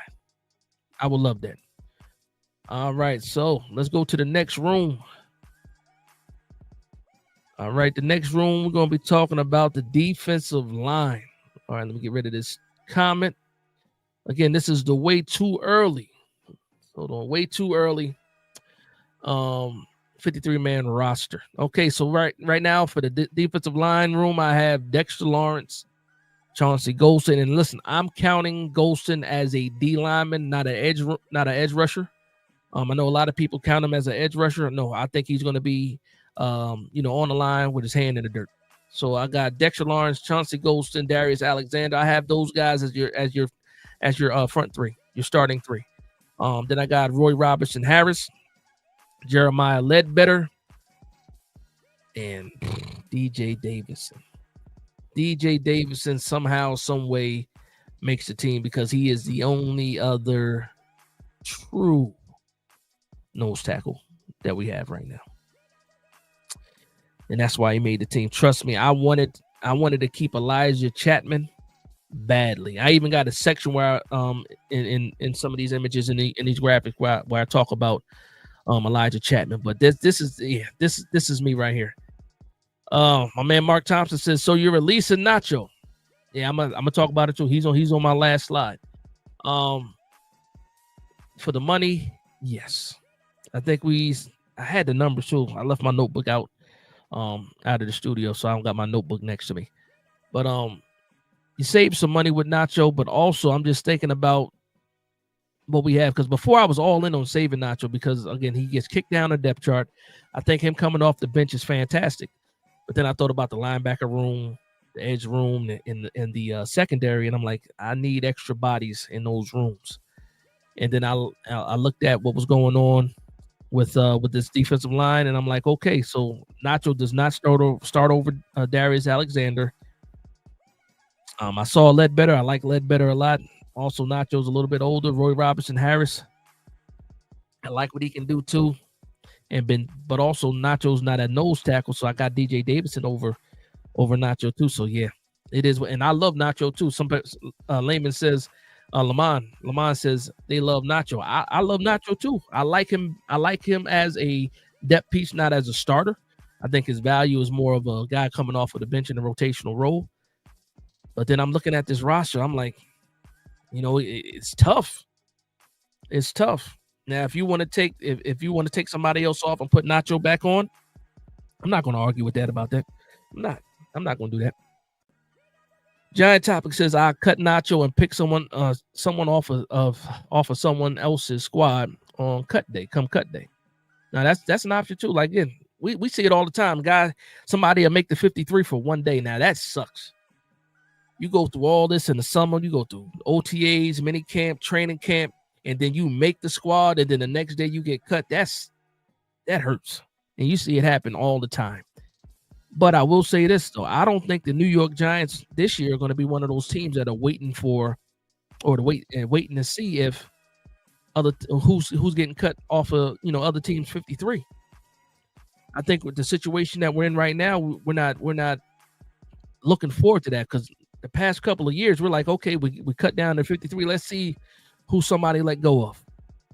I don't think we're going to be looking at that as hard as we've done in the past, or as much as we done in the past. I mean, unless it's just a fantastic name, somebody gets cut and we just have to have them type deal, then it is what it is. Lamont Lewis also says going to miss Jordan Riley. Listen, I was high on Jordan Riley last year, and then this year just didn't have enough plays, man. He had enough snaps to make some plays, just didn't have a big enough impact in my opinion. And I will probably keep Chapman over Riley if I'm going to be honest. I like Chapman that much. I think Chapman had more of an impact. But, you know, it is what it is. Again, this is way too early. Way too early. But now Joe Tadao says Riley and Chapman have shown more than Davidson. Ledbetter is washed. That's why Jax let him walk. He won't make the final cut. I'm not going to argue with that. I'm not going to argue that. When I looked at Ledbetter, I like what I saw. And it could be that I don't like what I'm seeing for what I saw from Riley or Chapman more. But Ledbetter looked good to me. He could be new. He could get into the off season and look horrible. And then if that's the case, then maybe Riley makes the team. I would love for Chapman to make the team too. Mark Thompson says Davidson would be the backup nose tackle. Can Ledbetter do that? Question mark. I think he can do it in a pinch. He's not that big though. Ledbetter's not that big. Definitely not as big as Davidson or Dex. My man G-Man 56 says, morning, brother Dash, just starting my night shift. Hopefully you got a big cup of coffee, brother. I used to work the night shift, man. It's tough. I worked the night shift for 8 years, man. I did 9 to 7. 9 to 7. I did that for 8 years, man. The night shift is hard, especially when you got young kids and you're chasing them around all day and working all night. Yeah. I'm happy. Some people enjoy it though. There's some people that I work with that work nights that loved it. For me, it was tough. It was tough. My man Stacy says Dex Alexander and Golston can be Burt, Marshall, and Martin. Listen, from your mouth to God's ears if that happens. Well, Dex is already Dex, but if Alexander can be Marshall, good Lord. If Golston can be Martin, yeah, I'm here for that. I don't think Ledbetter's washed, man. I don't think he's washed.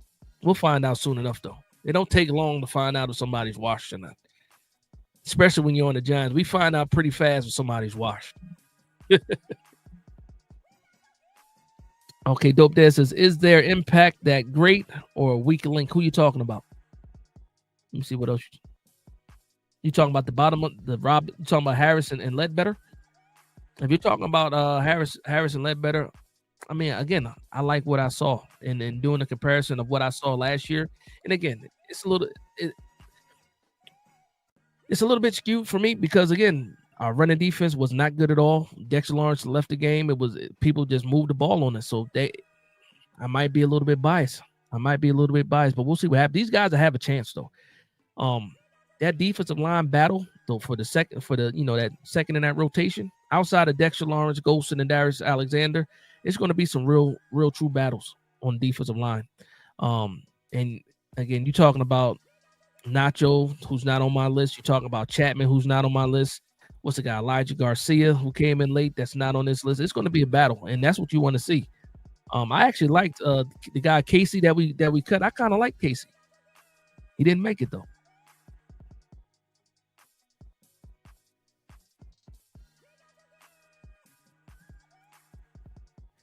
Another Stacey also says Chapman over Davidson. Listen, I'm not mad at that. I like Chapman a lot. I think Chapman has. If Chapman was taller and bigger, and even though he made plays at his size right now, I don't know what it is. I like Chapman a lot. I can't say anything bad about Chapman. It's just a numbers game right here, man. But at the end of the day, he can get better. You know, he was just a UDFA last year. These other guys have been in the league for a while. Chapman can come back this year and just be, a monster. But we'll see what happens. Again, way too early. This is not set in stone. This is just how I feel right now at the time. My man Joseph Wilcox says, yes, I did the night shift, 11 years, 11 p.m. to 7 a.m. Had 3 kids, wife not working, and had home improvement during the day, part-time. I know you was tired. Good Lord, man. I know you were tired. God bless you. Dope Dad says Dexter deserves another Leonard Williams. Yeah, and I'm hoping Darius Alexander is that. Got another person. Side Guy Bry agrees with Stacy. Talking about Chapman over Davidson. Listen, I'm not mad at that either. That's just who I have right now.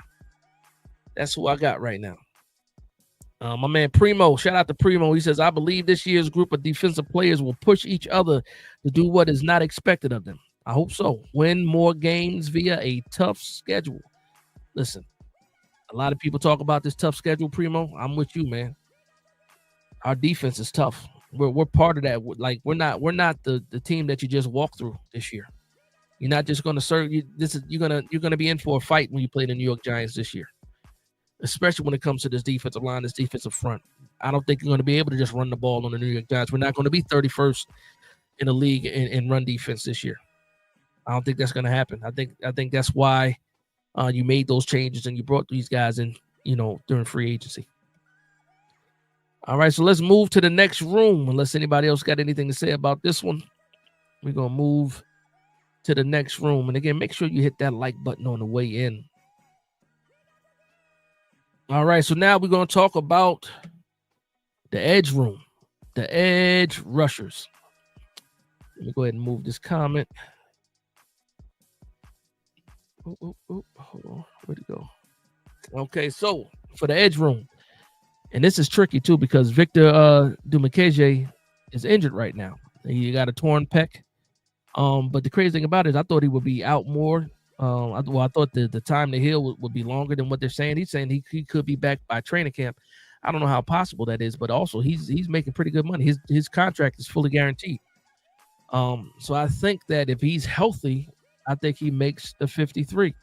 Now he also can be a guy that starts off on a PUP list. But not the funny thing is, but I like Victor because I think he's one of those guys on the edge that can also, set an edge, which we've been lacking. Is an edge rusher that can set an edge, and Victor can do that. Outside of that, Timon Fox is a guy that was a UDFA. They seem to like him. He seems to hang around. He seems to make enough plays for people to think about him. But, it is what it is. Shout out to my man Radical in the building. Rob, what's going on? He says Big Dash knows what? New York Giants football. Let's go. You already know what it is. But yeah, no surprise. Brian Burns, Kayvon Thibodeau. No surprise there. Abdul Carter. He's going to be that defensive weapon. A little bit of edge, a little bit of off ball. Well, a lot of bit of edge, a little bit of off ball, depending on how they want to use him. Get creative. He is a defensive weapon. Victor Dimukeje, and then Timon Fox. That's who I have in my edge room. So I got us keeping 5 edge rushers. 5 edge rushers. Let me know what you guys think about 5 edge rushers. I don't think it's that hard of a decision to make when it comes to the edge room. Just think about what we have now. We do have some UDFAs that could make some plays. What's the kid from Oklahoma that we picked up? There's some guys that could make some noise, but for me, I think 5 is enough. I think 5 edge rushers are enough. Let me know what you guys think about having 5 edge rushers, or let me know if you disagree. Let me know who you guys want. Primo says, I'm a 30-plus year military vet. Thank you for your service. He says you have to believe in what you're doing in order to be a winner. That's a fact. Thank you for your service, Primo. Chat, please thank that man for his service. John Silver says, if our defense does bad, send Bowen to the moon. Yeah, you'd send Bowen to the moon, and then he can land in the Hudson. Yeah, that's the crazy thing about it, man, because we can have all this confidence with the roster on paper, but it's all up to Shane Bowen having the right system, creating the right scheme for these guys, the right fit. How much confidence do I have in Shane Bowen? Not a lot. Not a lot from what I saw. I think he's just trying to do what he did in Tennessee and recycle that and bring it to New York. We're not the New York Titans. It's not the Tennessee Giants. It's the New York Giants. The roster is a lot different. You look at your players and you create your scheme from the strength of the roster. That's what you got to do. Defensive front, edge room, middle linebackers, third level. That's what you need to do, Bowen. There's a lot of talent on this team. It is up to Bowen. And again, Bowen's going to be looking over his shoulder. We have a guy in the defensive coaching room or that has defensive coordinator experience, and Marquand Manuel, our DB coach. He's going to be looking over Bowen's shoulder. Or I should say Bowen is going to be looking over his own shoulder because he has a guy that can call plays behind him. A guy that, operated under Quinn or was a coordinator under Dan Quinn. Mellow Trades, what's going on, Mellow Trades? He says, what's good, Dash? About to be a great season from your mouth to God's ears for sure. I'm with it, man. That's the kind of energy I'm bringing. going to be a great season for the New York Giants, man. I feel that. Aviator Cross says Chapman has the dog, and he does. Listen, I was trying my best to try to sneak Chapman on the squad. I was trying my best to get him on the squad.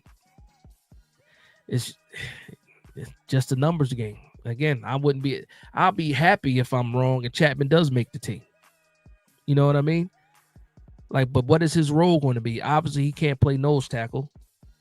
He's 275, 280 pounds, probably soaking wet. 5'10".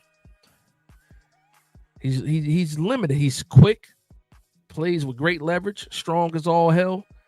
There's a spot for him, but it's just okay. Where you going to put him? Listen. I want Chapman on the team. I'll say that. I want him on the team, but I just don't know. Big Dash says, if you was an offensive lineman, who would scare you? Dexter Lawrence would scare me for sure. Easy. I think the speed of Brian Burns on the outside, I think that should scare people too. But the best thing about this defensive line is, of course, you're still going to try to double team Dexter Lawrence, but I like our squad in all the one-on-one scenarios, to be honest. I think Brian Burns one-on-one beats his man more times than not. I think Kayvon Thibodeau, in a somewhat contract year, I think he's going to have probably one of his best years since he's been a Giant. And then Abdul Carter, we already know, is a defensive weapon. Like, it's not, once you double team one guy, you can't double team anybody else. So that means Golston is getting one-on-one. Alexander's going to be one-on-one. Tibbs, Burns, when Carter is an edge rusher, he's going to be one-on-one. I like our odds, man. I like the matchups. I think we can do some things. Yeah, he has a torn pec. But he also has a lot of guaranteed money. And then also, so Junior says, pretty sure Duma KJ is hurt. Yeah, he got a torn pec. To my surprise, they said he should be ready for training camp, which I don't believe that one bit. But he got guaranteed money. Most likely he might be on the PUP. And if that's the case, that frees up a roster spot. But Timon Fox becomes that fourth guy, and maybe they look to pick somebody else up. But I just think max, we keep 5 edge rushers. That's it. My man Giant Topic says 5 to 6 edge rushers is fine with me. Need as much depth as you can. Yep. Radical says 5 minimum if we plan on Carter playing multiple positions. That's another reason why I got 5 there too.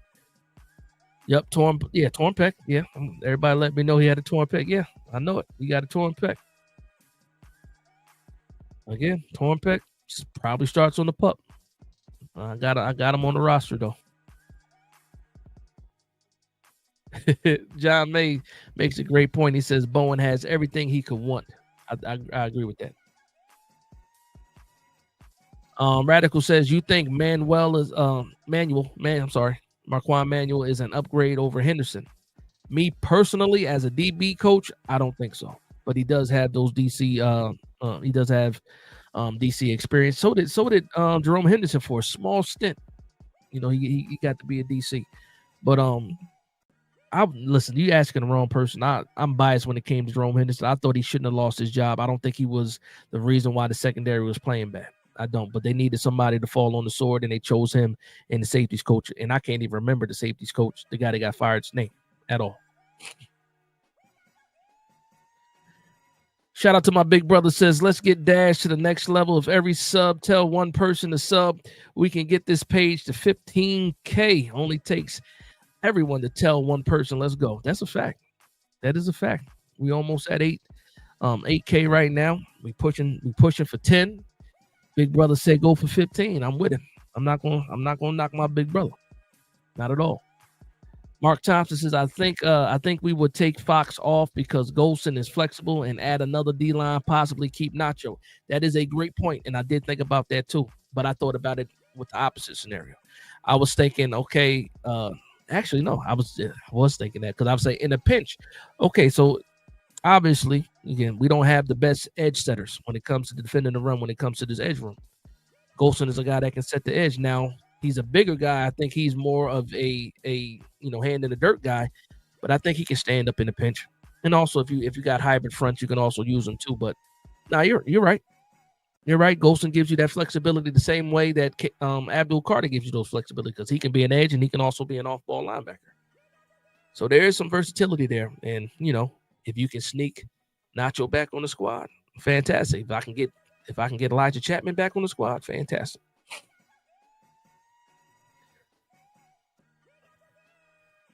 Sanders says, doesn't Chapman's smaller stature allows him to slip by offensive linemen? That's exactly what he's been doing his whole career, his whole life, because of that. But also plays with good leverage. But again, he's like a workout monster. Man can bench 500 pounds, squat 700 pounds. He's a problem. He looked like he ran about a 4.9, 4.8, 40. He's versatile, man. He's versatile. Again, I'm a fan of Chapman, man. But you're absolutely right, Sanders. Sometimes being a shorter guy helps you, especially when it comes to leverage. Who's our defensive line coach? I'm blanking right now. But he loves him too. I'm blanking right now. Oh, God with the glasses. I'm blanking right now. But yeah. What's going on, Jay Rich? Radical says if Victor starts on the pup, maybe that opens the spot for Chapman. Yeah, I think so. Lamont says, man, watching Tibbs Oregon highlights made me mad because he used to bend. Yo, it was crazy. Like, he had a lot of hype. Yeah, he was nasty. Like, it wasn't to the level of Abdul Carter, but Tibbs was nice coming out of college. Like, we thought he was going to be one of those ones. And guess what? Who knows? Maybe this is us getting Abdul Carter, kick something in the gear, but it's too late already, because Abdul Carter is going to be that guy. Tibbs will have to do a lot to try to fend off Abdul Carter. Let's be honest. But I don't think that's going to happen, man. It's tough. It is tough. And then he also becomes, trade. There's also a lot of trade value possibly with Thibodeau too, if he plays well. Yeah, it's not. So Mark Thompson says DeMcKJ has a 1.3 million. Then no, I think his whole contract was unless I read it wrong, because those numbers look right, but I thought it was 1.6. I mean, I thought it was fully guaranteed. If not, then yeah, he's done. He's done. Again, I don't have my notebook with me. I wrote down those numbers because I expected to have my damn notebook with me today, but I left it out the room, rushing making them pieces. My man Hughes says, I think that interview where he defended himself about taking Banks out, made him look bad. Listen, Banks had to be benched. Banks, it was a lack of hustle. He did the right thing. And you see what happened. Andre Patterson, thank you. I drew a blank like crazy. Thank you for that. But yeah, Banks had to get benched. Like it was the same thing over and over and over again. It was a lack of hustle. Also, he was in the right position, but not turning it or getting his head around. It's like, man, what are we doing? My man Joseph Wilcox says this group is top notch. They are going to get after it. I think so too. Thank you for Andre Patterson. I drew a blank like crazy, but Andre Patterson, obviously he coached with Minnesota for a while. He had John Randall and stuff like that. He talked about, coaching guys like that. He's been around, and he absolutely loved Chapman, raved about him. And we saw flashes even early on. Like, he had a sack the first game too. Like, he was, and it's funny too, because he was just so much smaller than Dexter Lawrence. And you see them just high-fiving and stuff like that. So, it is what it is, though. Luann says, I wish we kept Simmons. The one thing about Isaiah Simmons is this. We didn't know how to use him. Well, I should say Bowen didn't know how to use him, so he went somewhere, hopefully, where he can be used. I think we were wasting Isaiah Simmons. Do I wish we would have kept him? I wish we would have kept him too, but if we were going to use him. All right, Mark Thompson gave me the card faces. It was wrong. 165 guaranteed. Oh yeah, 1.1. Again, it's not a lot of money in the big scheme of things. It's still fully guaranteed. Do you just want to lose, $1 million? But no, I mean, in the big scheme of things, it doesn't. It's not a lot of money, but again, it still is fully guaranteed. But once you mess with Burns and Dexter and Thomas's contracts, yeah, I think it won't matter. But at that point in time, you don't need to cut them. Phillips took Simmons spots, kind of. I mean, you got a real slot cornerback when you got Phillips instead of like a hybrid person who really didn't have a home. And I like Drew Phillips a lot. So, it is what it is, man. Simmons was good that first year we had him on the wing, and then last year Bowen just couldn't get on the field much, and it just, we wasn't using him to spot a quarterback too much either, and he just wasn't able to get out there. So it was like, for me, you're wasting him. Go ahead and send him somewhere where he can play, man. My man Dope Dad says we need to put Saquon on his butt. Yeah. You got to get a hold of him first. But yeah, absolutely. You know who I'm worried about more though? Who we got to sit down is Jayden Daniels, week 1. That's who we need to get down. Is Jayden Daniels. Last year he ran away from so many sacks, ran out of so many sacks, so many tackles for losses. So many tackles, period. That's who we need to get a hold of first, because we don't play Philly to what, week 7? Is it 7 and 9 that we have Philly? I think it's 7 and 9. It's either 6 and 8 or 7 and 9. I think the weeks that we got Philly, because we got them damn near back to back.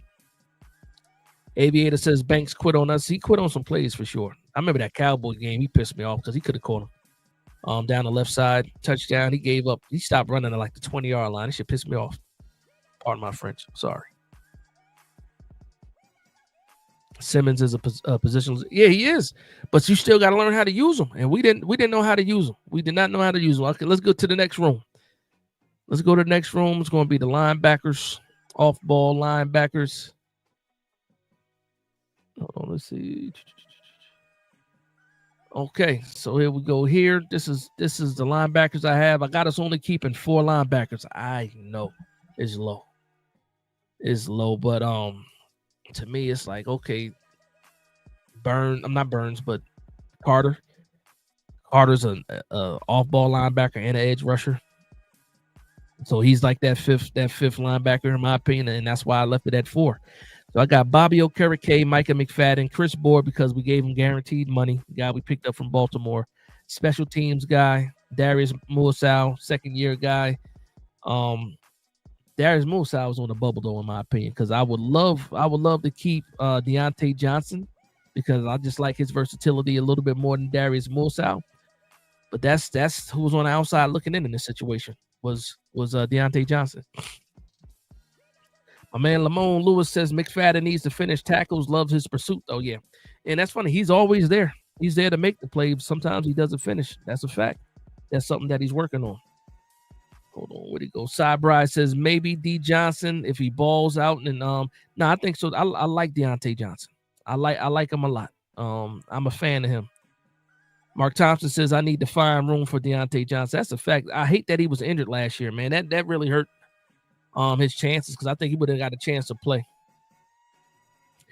Shout out to my man Coach Ed in the building. Coach Ed Gladney's Amazing World of Sports. He says peace and blessings, Dash. Keep doing phenomenal work.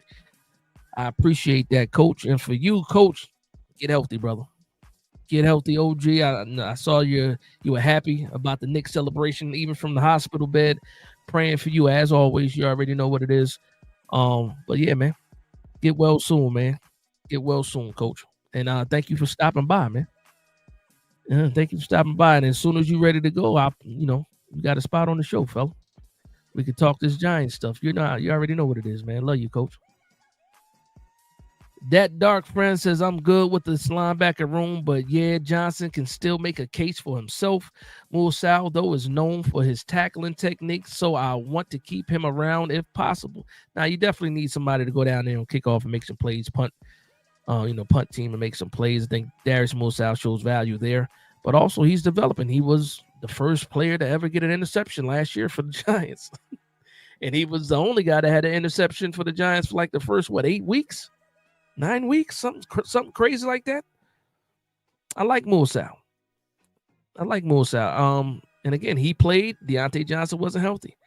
That's what did it for me as far as Darius Moore-Sal over Deontay Johnson. But if we keep more than 4, I like Deontay Johnson on the squad. Bill Whaley, what's going on, Bill? He says, I'm looking for that big hit that knocks Saquon senseless. You know what I like to say? For the people that ever played Sonic the Hedgehog, especially old school Sonic, he run into that spike and all those rings fall out of him. Knock the rings. I want somebody to knock the rings out of Saquon. You know what I mean? Knock the rings right out of him. Knock the ball loose. Sonic rings. And we already remember what that noise sounded like too, playing Sonic back in the day. That's a throwback, though. It's a throwback. Not everybody plays Sonic. Shout out to Joseph Wilcox. He says, Bobbio and Micah have good communication together. Micah needs to wrap up better. He gets there, but does not finish sometimes. That's a fact. Again, and the crazy thing about it is this. Micah McFadden probably showed the most consistency with getting better year after year. I'm a fan of Micah McFadden. That 2022 season was brutal. I thought he was bad. He played bad. There were a lot of plays that he left on the field, and he was to a point where he was unplayable. That second year, Wink said he was the most improved, and he showed that he was the most improved. And Micah McFadden had a good season. And again, year after year, he keeps on getting better. I liked McFadden when I looked at him coming out of Indiana because he was all over the place making plays at Indiana. And the more and more he plays in the league, he's looking more and more like that guy from Indiana. And I just believe in his development. He's in a contract year too, so we'll see what happens with that. But a lot of these guys from that 2022 draft class are up for contracts, and we're probably going to see in their opportunity to see the best of these guys because they're trying to get paid. They're trying to stick around, and they want to get paid. Shout out to Micah McFadden, though. John May says Micah is underappreciated, back-to-back 100 tackle seasons. I think he slept on. I do think he slept on. I wouldn't say underappreciated, but slept on a little bit. Again, for the people that really watch him, again, you look at the issues. Yes, he got to be able to finish, but he's always there. He's always there, and he's working on that. He's getting better. I can't be mad at Micah McFadden because he is getting better.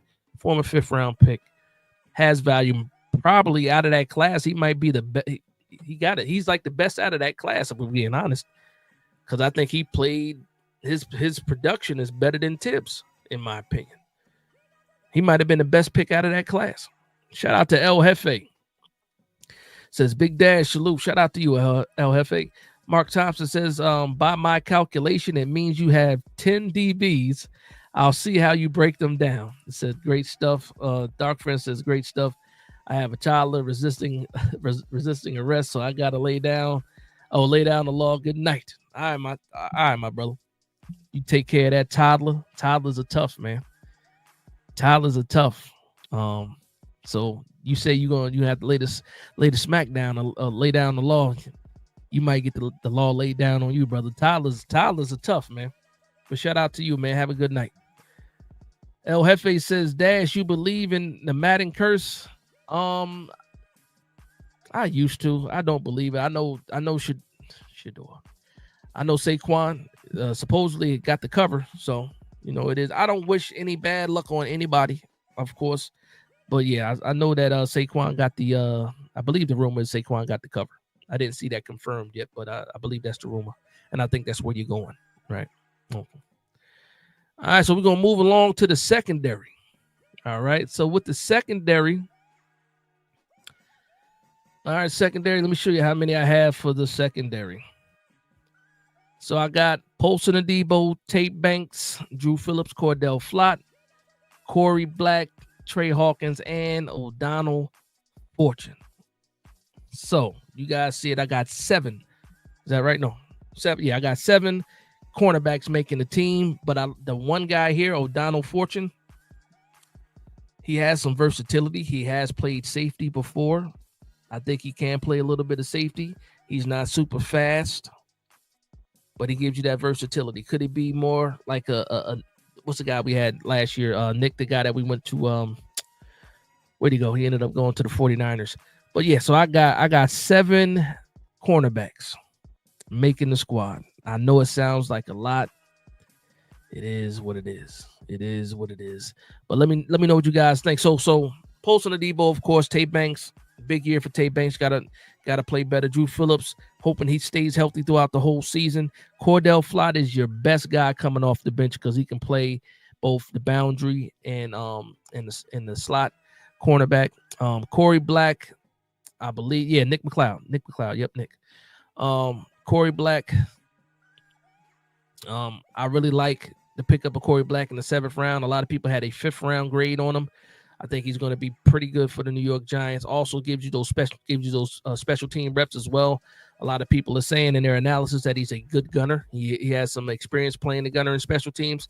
We're definitely going to need that, especially if Bryce Ford Wheaton does not make the squad. But I'm still holding on to hopes for Trey Hawkins. Trey Hawkins showed us a glimpse here and there. Like his rookie season, not so much, but last year he played pretty well when he needed it, when they needed him. He even got himself an interception, but ended up being out for the season after that. So I think they hold on to Trey Hawkins. But I also think with Trey Hawkins' size, he can also possibly give you some safety snaps as well. So I got him. I got him making the squad. And again, O'Donnell Fortune is a dark horse, but there's a lot of talent, a nice physical cornerback with a lot of experience, very smart. But also the size, 6'1", almost 200 pounds. I need that type of cornerback in this division with these receivers that we're dealing with. But also, Cordell Flott is on a contract year. We might not be able to bring him back, so we need somebody to step up if we're not able to, or if we don't bring back Cordell Flott. So I'm thinking a little bit into the future when I think about this cornerback room. But that's who I have. Let me know what you guys think about it. My man Lamont says, can Drew ever move outside or just a career slot corner? No, he has some versatility on the outside. He did it at Kentucky a little bit. He can do it in a pinch. I wouldn't say that he can't, but that is not his strong suit. But he's feisty enough to do it. I think he has good enough hips to do it as well. But he's just a really good slot guy, slot corner. But yeah, I think it's possible, but I think his strength, what suits him best is being in the slot. And listen, Tay Banks gotta step up. He got to be the boundary corner. He got to be the 1st round pick that we drafted. After that, Cordell Flott is going to be the first guy off the bench, no matter who gets hurt or who needs a breather or who steps out. Cordell Flott will be the first guy off the bench. And then again, you got Black, Trey Hawkins, and O'Donnell Fortune. So that's my cornerback room that I have right now. Bill Whaley says every person that made the cover of Madden, their career tanked. Or they had down years. The year of the cover. Now that's a fact. I think when Odell got the cover, didn't he get hurt that year? I mean, if you want to believe that there's a curse, if you want to believe that, then yes, there's enough proof that says, hey, there's something happening when these guys get the cover. But, it is what it is. There's enough people that made the cover and still played well out there. Well, Christian McCaffrey is another one. Good Lord. So, yeah, there's a point for that, Bill. My man Anthony Mixon says Cowboys wide receivers looking at the cornerback room like barbecue chicken. They can look like, yeah, they absolutely can look at the cornerback room like that. I hope they do. And while they're sitting there trying to route up my cornerbacks, Dak Prescott got to be able to get that ball off before Burns, Dex, or Carter get to him. That's the trade-off right now. And that's the one thing about Bowen too. He likes to play zone in the back end. So will it really be man-to-man for the corner, for the wide receiver really to say, okay, these guys are barbecue chicken? But it could possibly happen for sure. I'm not going to sit here and doubt that. But again, there's things that have to happen before that ball gets into the air to these wide receivers. And we're hoping that this improved edge room and improved front can get to the quarterback before the quarterback can get the ball to the wide receivers. That's where I'm at right now with that. But again, time will tell. We got a lot. We got a lot of time before the season starts, and then once the season starts, we'll get a better idea of what these cornerbacks really look like. And I'm excited for it though. Complimentary football. Everybody got to support everybody. John May says I root hard for Tay Banks, but being on your third number change and cutting off the twist is ultimate sign of desperation. Have you seen what he looked like though? He got he is rocked up. Pause. Like, I saw one picture of him in the weight room. He looked like a linebacker, man. I'm curious to see how much he weighs. But to me, it looked like he took this offseason seriously. You figured he was going from his rookie year to his second year, learning how to be a pro, losing the safety like McKinney in the backfield. They gave you some guidance and some leadership.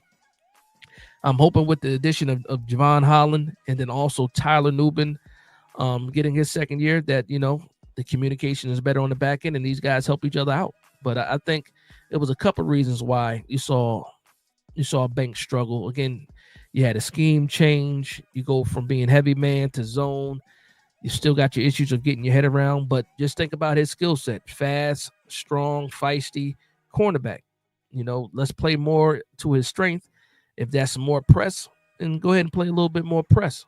But he got to prove himself still. He's not off the hook. He's not off the hook.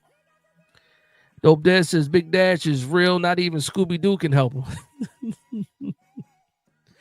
Listen, man, it's a lot of things that we're going to go back and talk about when it's all said and done in the season all said and hopefully cornerback won't be, the defense won't be an issue at all. My man Joseph Wilcox says, I don't understand the tackling in the NFL. I do not know if players are afraid to get a shoulder or pec injury. They are not learning the basic fundamentals of tackling. They bounce off instead. Listen, you get no arguments from me. I know for a fact, like when I was coming up, all the bag drills, all the hitting, all the tackling in every practice, fully padded practices and stuff like that, it just don't exist anymore. They're way less physical in these practices for the most part, especially once the season starts. It's like walkthroughs. It's nothing but like walkthroughs. They're really in full pads. It's usually shells when they're practicing. And, you don't want guys getting hurt. The only guy that's really doing it is Detroit, man. Dan Campbell, I remember watching him on Hard Knocks, and he was telling the team to trust me. We put the pads on. We're tackling to the ground. I'm doing this for a reason, is what he's told. Is what he was telling them. And you saw the results on the field. And, Brian Dable has been accused of having light practices before. And we saw that in a lack of preparation early in the season, just starting off the last 2 years, 23 and 24. Slow starts. And, some things do need to change. We got to get back to these fundamentals, man. They got to tackle more, but with the collective bargaining agreement and all the, the Players Association stuff, you probably won't see it. And either you can or you can't at the end of the day. And then also nobody wants to they got all these targeting and hitting with the crown and all this other stuff that players didn't have to worry about before. The drag down tackles and all the fines and all that other stuff. Yeah, you're taking a lot of the physicality out, well, at least away from the defense. Oh, boy. All right, we got a couple more rooms and we're going to get up out of here because we already hit that 2-hour mark. Joe Long says hit and wrap. That's a fact. Fundamentals. Nowadays, it's just hit. They don't tackle to the ground. They think a shoulder tackle is going to knock people down. No, it's a different time. It's a different time. Bill Whaley says, I wonder if Drew Phillips is related to Kenny Phillips. I don't think he is, but I wouldn't, just say no, but I don't think he is. All right, we're going to move to the next room. Next room is going to be the safety room, and hopefully Mark Thompson is still here. Look how I did Dane Belton. Disrespectful. That's what I get for not checking. So for the safety room, I got Javon Holland, Tyler Nubin, and that's supposed to be Dane Belton, but maybe that's his brother Dane Belton. Maybe I did these graphics like 6 in the morning, if I'm being honest. But yeah. So we got 3 safeties. So you hit it right on the head, Mark Thompson. I'm keeping 10 guys in the secondary, 10 DBs. Javon Holland, obviously, big free agency pickup. Tyler Nubin, second-year guy, haven't even scratched the surface with his talent yet. Love what he brings to the table. Got a new number, or a new number that's an old number. Showing tribute to his family. The number 27, it means a lot to his family. And then Dane Belton. Something about Dane Belton. You just can't get rid of Dane Belton. He's a guy that's always in the right place at the right time in most cases, and he pulls down an interception or two every year he's been here. So I'm not mad at that safety room at all. I only got 3 safeties because I think there's some guys in the cornerback room that can be versatile. But that's who I got there. Joseph says, now Tyler Nubin knows how to tackle. That's a fact. He can tackle. Just like Drew Phillips. Drew Phillips can tackle too. James Hollister says, I like Belton. He gets turnovers, but I don't think he's coached right. And then we said CB. Hold on, but I don't think he's coached right. CB TJ Moore. I can't wait to see what TJ Moore. A lot of people keep talking about him, cornerback out of Mercer that we picked up after the rookie mini camp or the rookie tryouts. Can't wait to see him. I didn't bother looking up Mercer tape because it's like, for me, I'm a little burnt out on tape right now. But I can't wait to see what he does. He seemed to have a great showing at the tryout, and he got invited to the training camp. So, well, not training camp, but to get a contract, got signed. So can't wait to see what TJ Moore does. I think Bobby Skinner is going to do a video or breakdown on TJ Moore. I'll be looking forward for that. But he played at Mercer. Yeah. So we'll see what happens. And then just to wrap this thing up, I'm gonna go to the specials.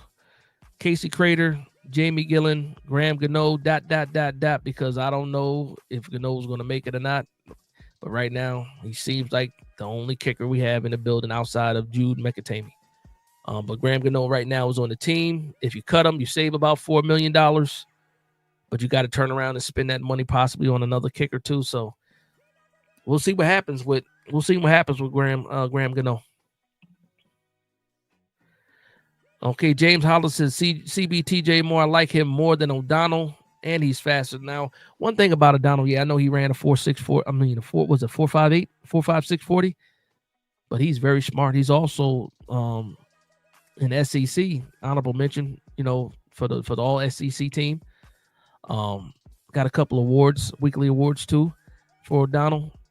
Smart player. I like O'Donnell a lot.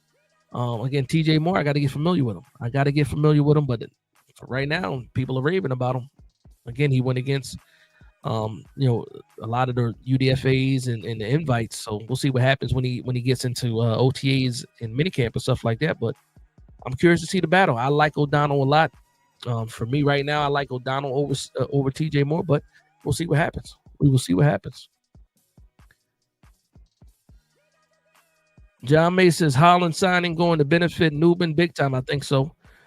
Trisha K in the building. What's up, Big Dash? What's going on? She said, "What's up, Big Dash?" 3 times. What up? Trisha K. Joe Long says he says hi. Oh man. All right. So that's it. And then the last thing I want to talk about was just a couple of bubble guys, right? So guys that I had that did not make make my 50-man, my way too early 50-man roster. That's Elijah Chapman, Deontay Johnson, Thomas Fidone, and Bryce Ford Wheaton. When I originally did the graphic, I said, you know what, I'm gonna save some time at the end of the show to talk about these guys. But we talked about these guys so much because you guys are fans of these guys as well. So we talked about Chapman and what we wanted. We talked about Deontay Johnson, Fidone, and Bryce Ford Wheaton. So really not anything to go back and talk about with those guys. But I got them on the bubble. I wouldn't be surprised if these guys actually made the team. But again, right now on my 53 and way too early in May, let me say that in May, I got them on the outside looking in, but I'm a big fan of Chapman and Deontay Johnson for sure. Thomas Fidone is better than what people think. Had dealt with some injuries, but 6'6", 260 pound, that can get vertical. Has his own little, ability to get out there and make some plays. But again, it's a difficult room to crack right now.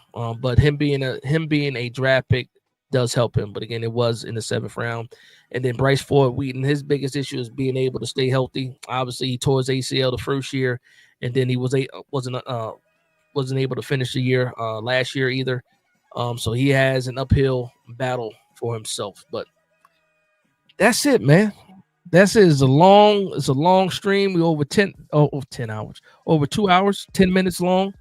Hopefully you guys enjoyed it. Shout out to the 100 people still in here. Make sure you hit that like button if you're not subscribed to the channel. I don't know what's wrong with you, especially if you're a Giants fan. Go ahead and hit that subscribe button if you're not subscribed to this channel. And again, welcome to the family. Welcome to the family. I'm going to get to a couple more comments, and then I'm going to say good night to everybody. And hopefully everybody's having a good night. Hopefully everybody had a good Saturday. And for the people that are still working, safe travels back home once you get off of your shift. But John May says they'll all be on the 53 at some point. That is true if they make it to the practice squad for sure. Joseph Wilcox says with the pass rush we are going to generate, the safety and secondary will benefit greatly. Again, complimentary football for sure. Everybody helps everybody. Joe Long says Carter's going to need half a year to get his footing. Yeah, maybe. I think he could. I think he's good enough to go out there and make an impact right away. We'll see what happens. And then Joe Long also says Scatterbo will be effective early. I think so too. Same way Tyrone Tracy just came onto the scene and looked great. I think Scatterbo is pretty much in that same boat as well. So make sure I got through all the no more super chats, so we good here. So let me go ahead and close this screen out. Let me go ahead and get back to here. All right, get that comment off, man. So again, happy Saturday to everybody. Hopefully everybody enjoyed the stream. I enjoyed my time with you guys, being able to, wrap it up with you guys and talk Giants football. We're gonna go ahead and close this thing out. Good night to everybody. But with that being said, I want to thank everybody for vibing with me. Please like, comment, and subscribe. And from one Giants fan to another, this is Big Dash Knows, Big Blue Nation. Let's go. Shout out to Joseph Wilcox with the late $10 super chat. I see you there, brother. I appreciate it. But good night, everybody.